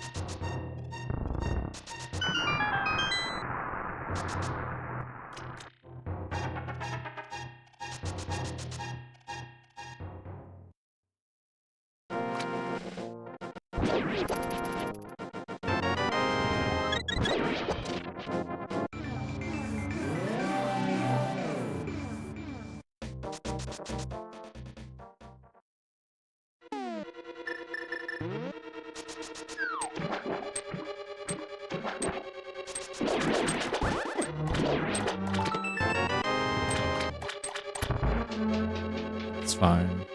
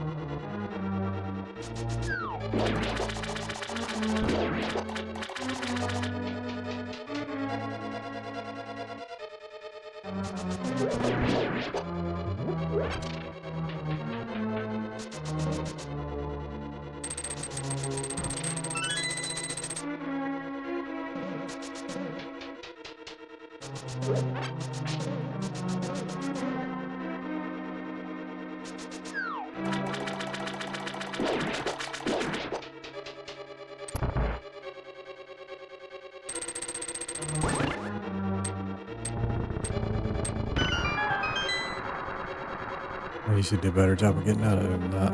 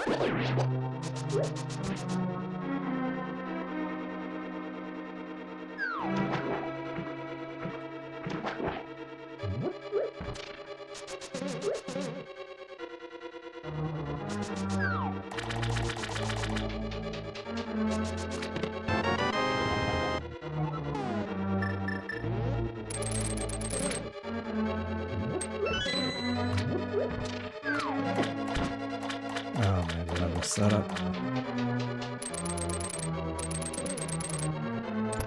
That was not good.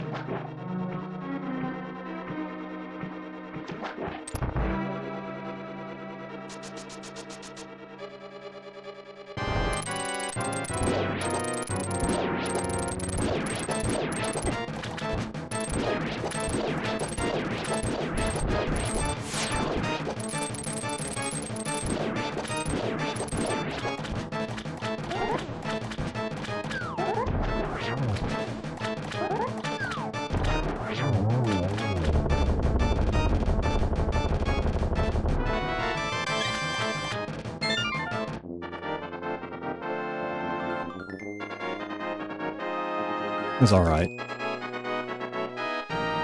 It's on the good end. I don't know if I'll pick up time or not.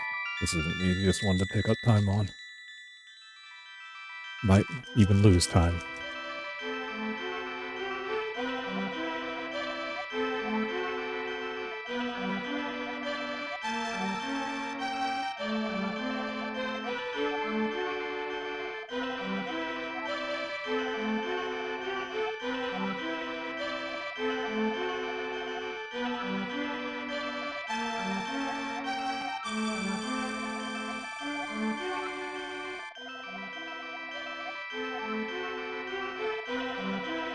Oh, this one's long.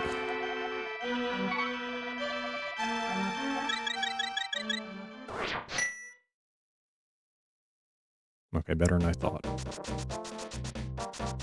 Clearly.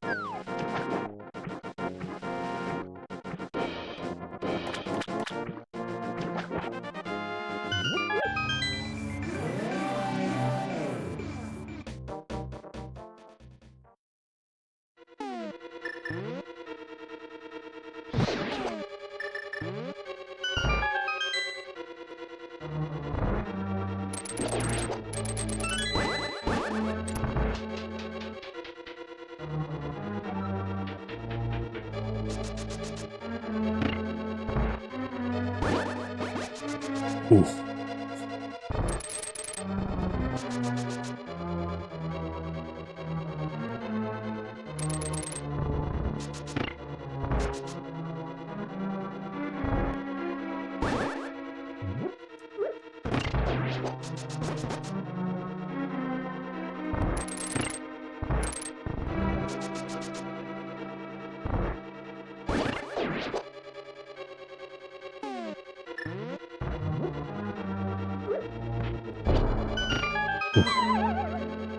Oh, it's too far to the left.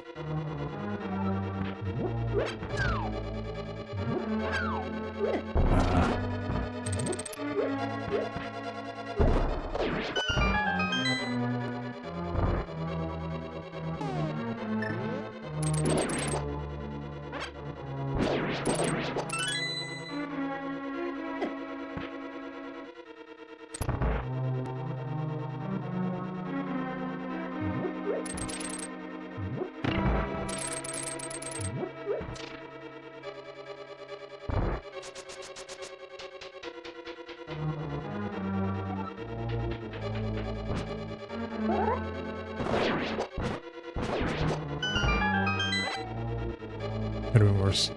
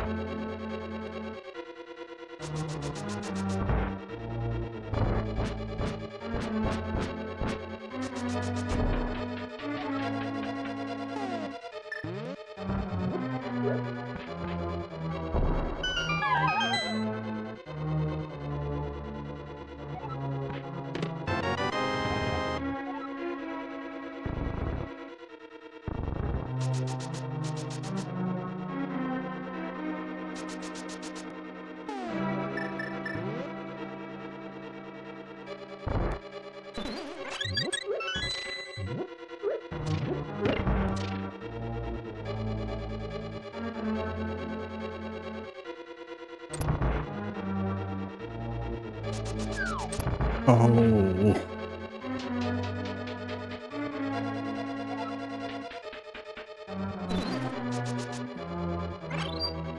Stupid fairy.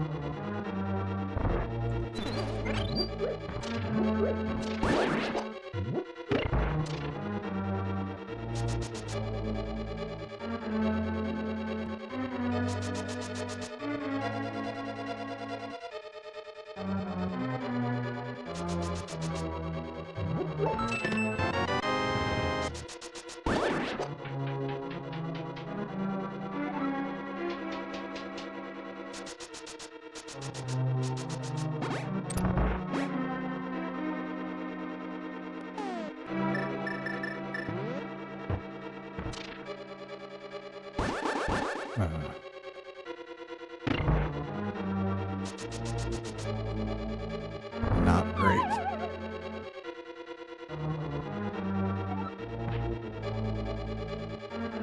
I think I need to practice that. Like that's just so inefficient. Everything about it. I gotta do better on that road.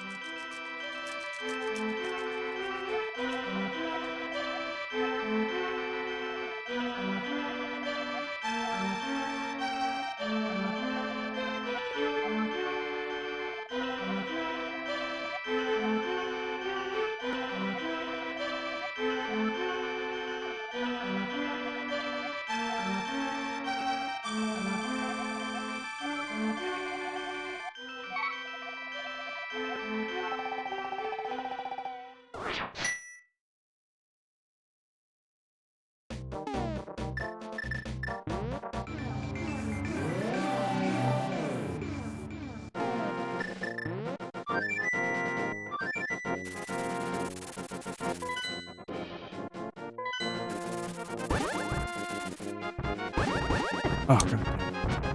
That's not good. Don't hit me. Oh.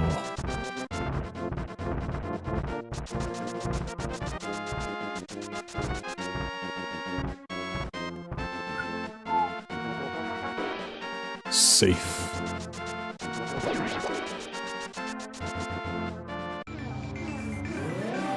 Oh, man, that was close.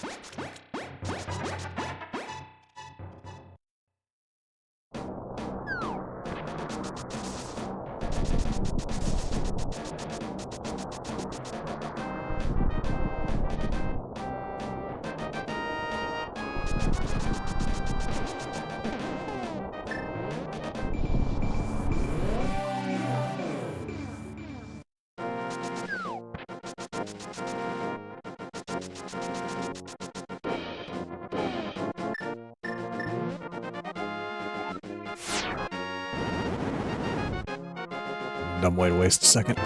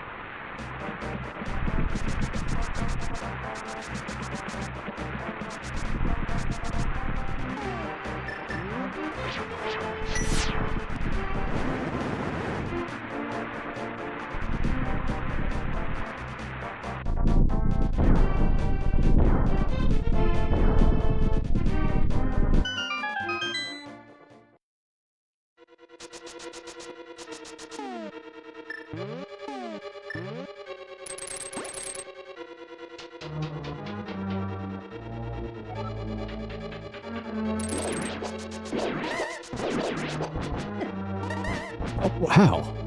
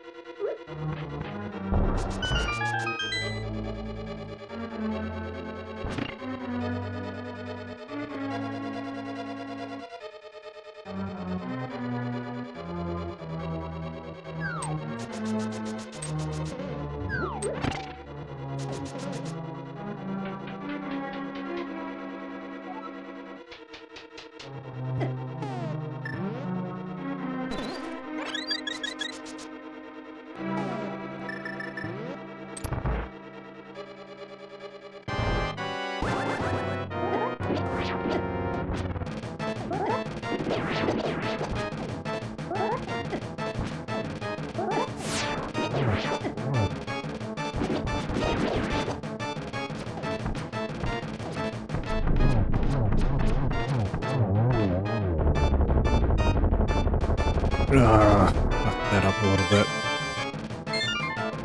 Could have been at least 5 seconds faster. Got greedy. Should have just taken the normal damage boost. Don't know why I tried to do that.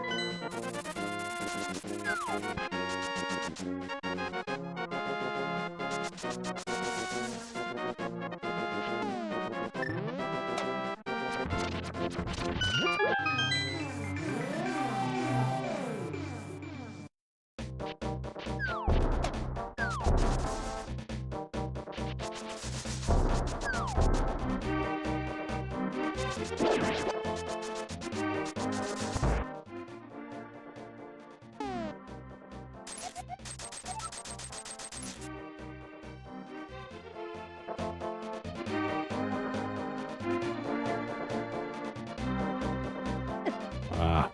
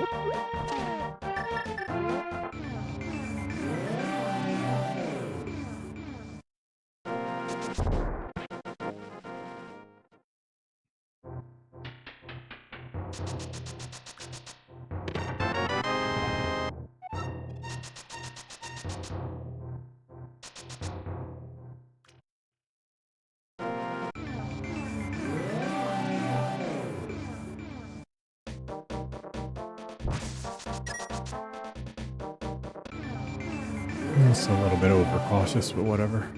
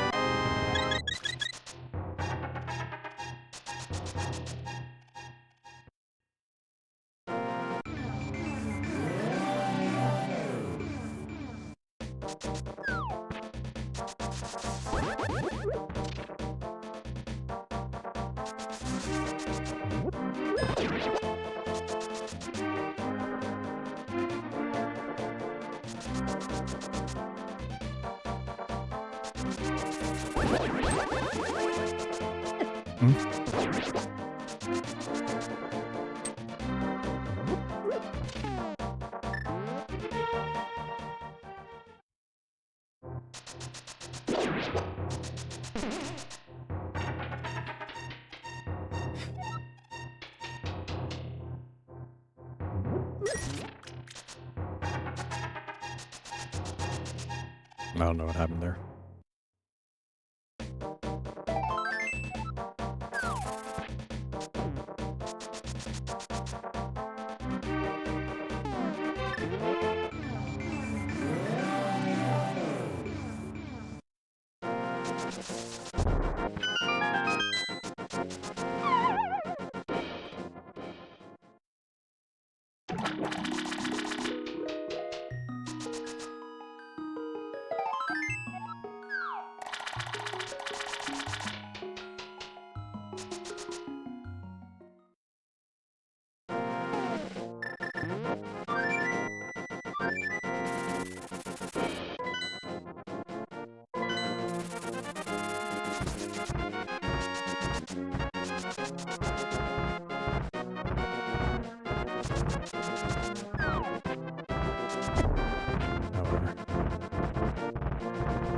Oh, can't believe that rock didn't hit me.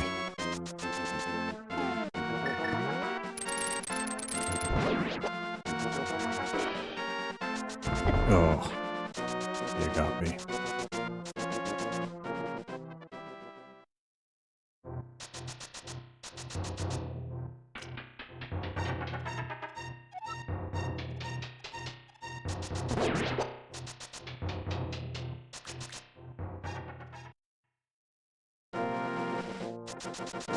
Ooh. Guys, I wish you would stop doing that. I really wish you'd stop doing that.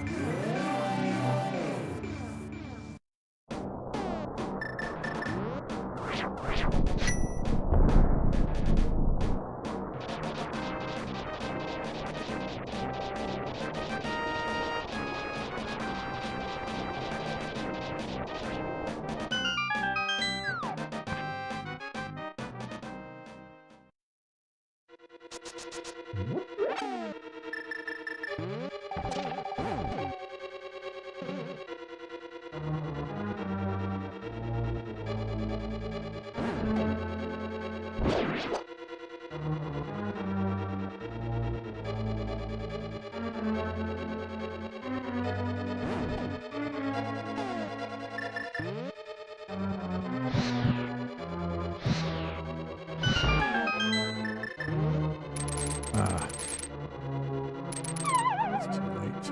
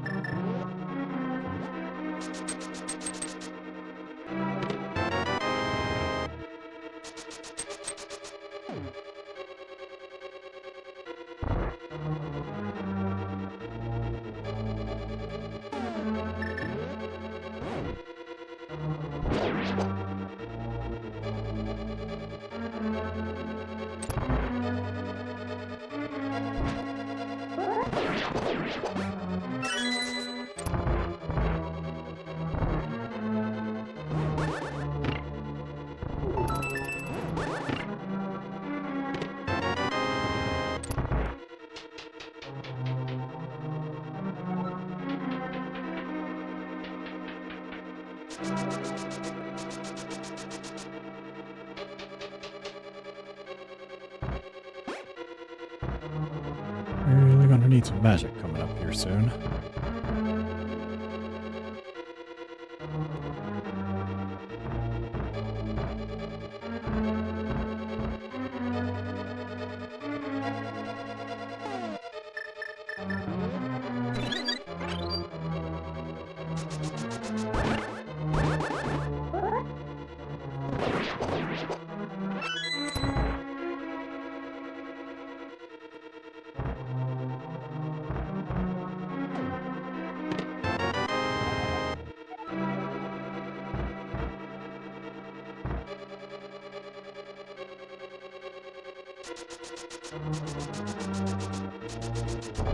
Oh,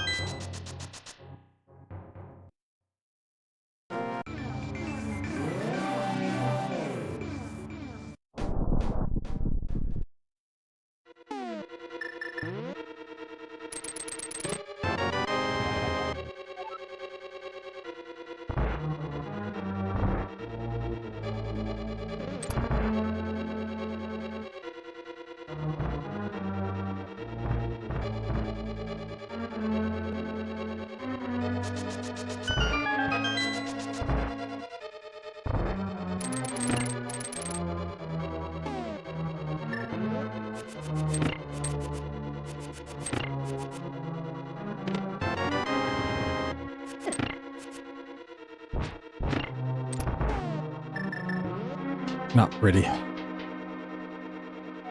was worried about running out of magic, otherwise I'd have done it the normal way. We usually do it.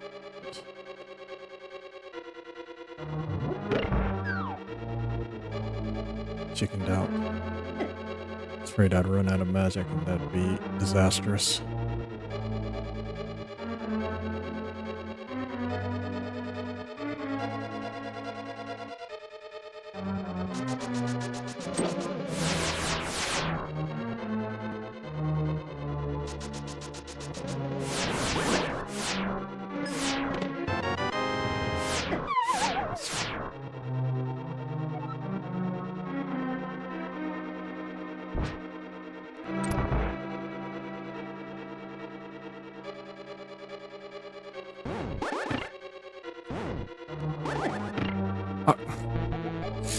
That stupid asshole.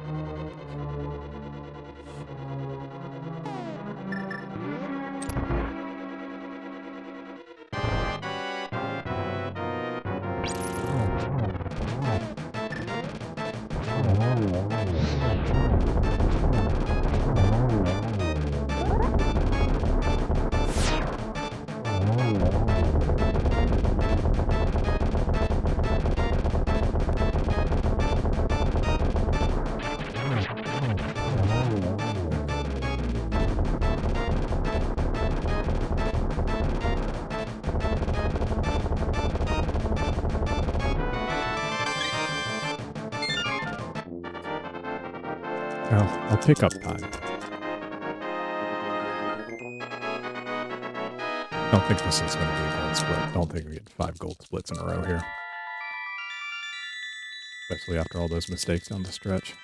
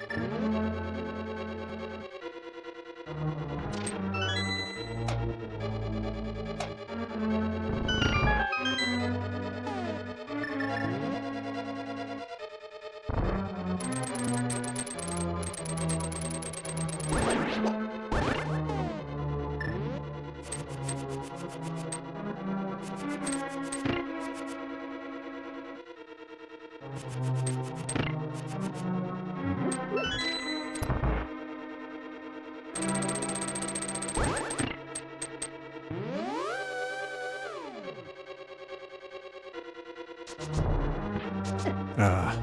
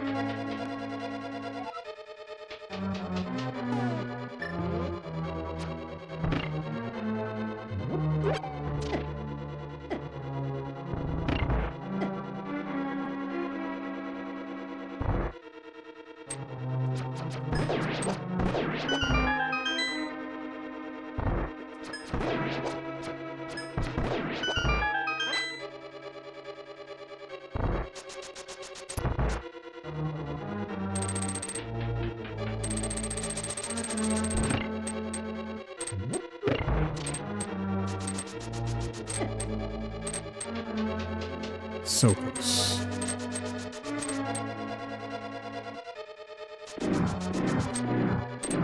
Ooh.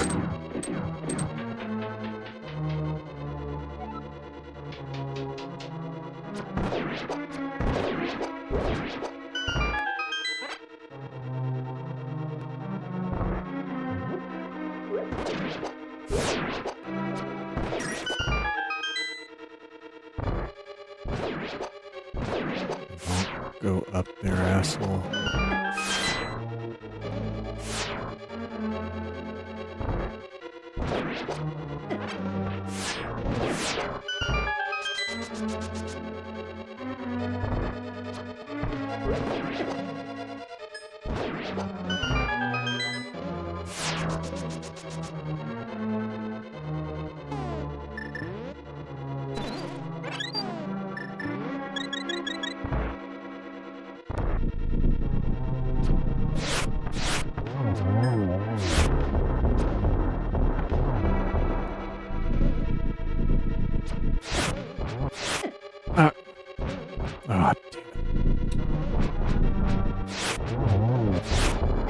Oh, god damn it, come on!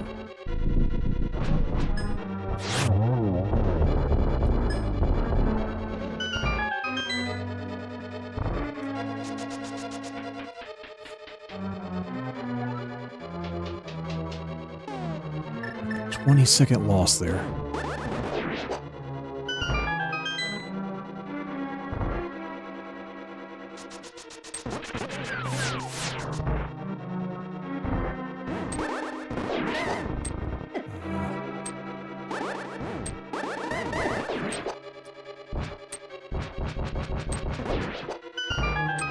not doing good here. I was actually doing really good right up until that little stretch.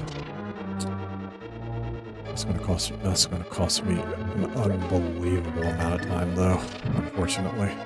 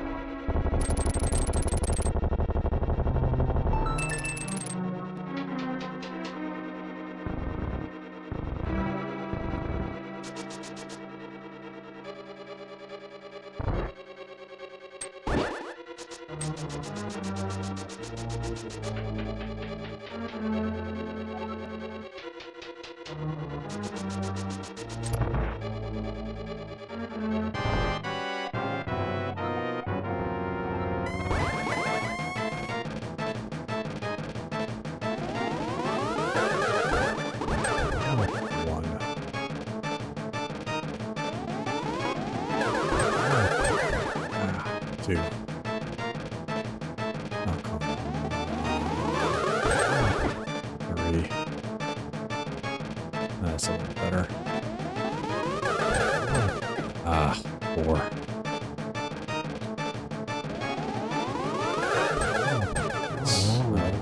Five. It's not great. Better in six.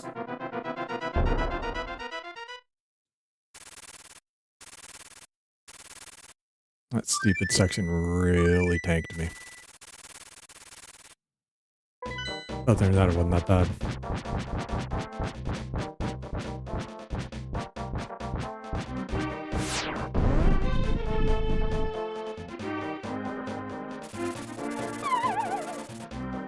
"15 seconds, yeah.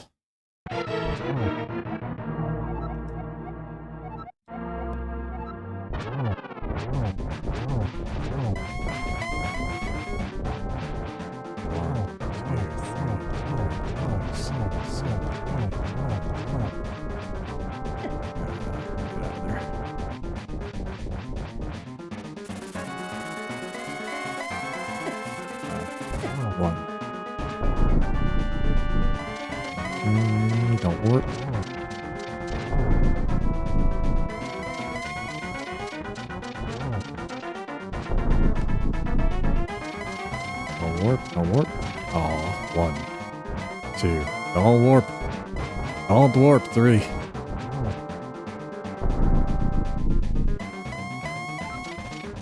Doing so good, Ganon. Oh, come on. What the?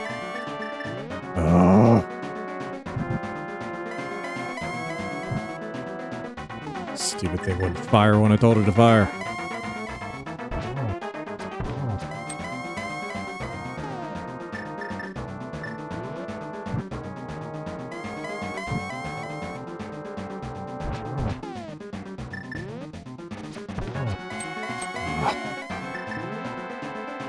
This is going to be an absolutely abysmal Ganon time.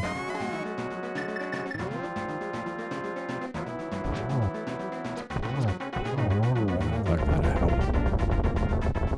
Yes.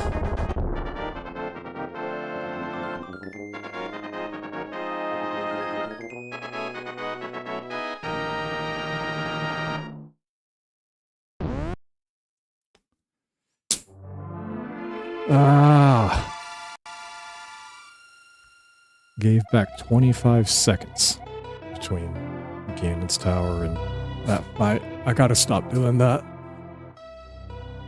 Like, there's time to be picked up there. I can't give away 25 seconds there.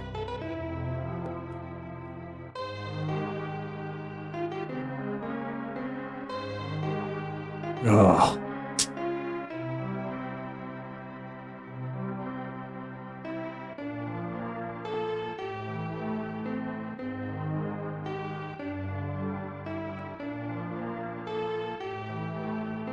Like at the end of the day, like that first hit where I didn't get the arrow off, I would have been better off not to even do anything there with how that ended up. I probably shouldn't have done anything. It's just really not to my benefit at the end of the day. It's better to just let him go there and aim for a 2-shot on the next one. I thought I could get it though. It was dumb. It got greedy. But, I mean, the thing is, like, it looks like I picked up 27 from Thieves Town, but the truth is I only picked up probably about 12. Because this Skullwood's 27, 28 second pickup here, that's got somewhere between 10 to 15 seconds that's cut because I didn't have to pick up rupees, which on a run that's going to be like a 1-1 on Shovel and Treasure, like that's just not realistic. It's not impossible. Okay, it is possible. Like if you just got really lucky on the Shovel game and then Treasure Box gave you 100 and then the Heart Piece or something like that, then yeah, you could maybe actually skip that rupee chest. But you're talking about a level of luck with rupees that's not reasonably expectable.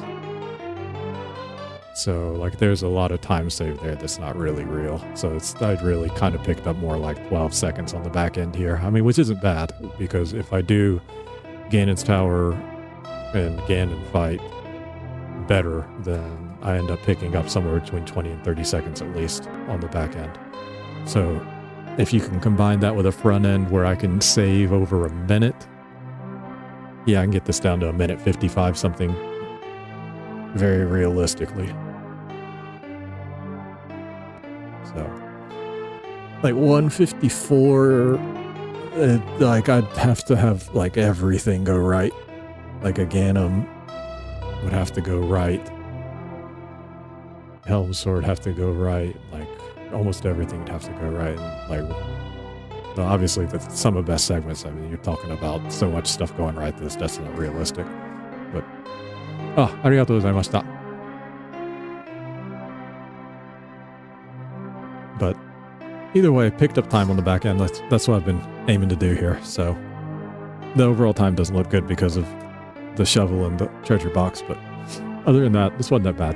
This Ganon's Tower, like the stupid mistakes I made, like this, just I can't do that. I wasted too much time, like on the Lamolus. Like I should be able to one cycle those, and that took 4. This is really bad. But otherwise, the gauntlet went pretty well, and everything else went mostly well, other than the 4 wizard robes on the conveyor belt. That was also a little bit of a mess. Alright, but overall, I'm not displeased with this. First half was okay, second half was pretty good. Just here, I mean, the shovel game, Thieves Town, like there's really not too much I can do there other than just hope the RNG is better. And if it is, I'll get a PB. If it's like it today, well, not too much I can do. So, all right, but thanks for watching, everyone. Didn't get the PB I wanted, but everything other than the RNG was pretty good. So, in a good spot. Just need better RNG run. Maybe tomorrow. All right, thanks for watching. I'll be doing Mugenics after this. Going to be doing my first Impossible run today. I'll be all right. Like, it's going to be hard, but I think I've got enough items to get through it. Like, I can plan it through. It'll be fine. But that's what I'll be doing after this, so if you want to watch that, I'll be back. 7 minutes is unrealistic. Probably closer to like 20 minutes, so like 9:45 my time. So if you want to watch that, by all means, stick around. Otherwise, you guys have a good one. Always appreciate coming and watching. Hope to see you next time.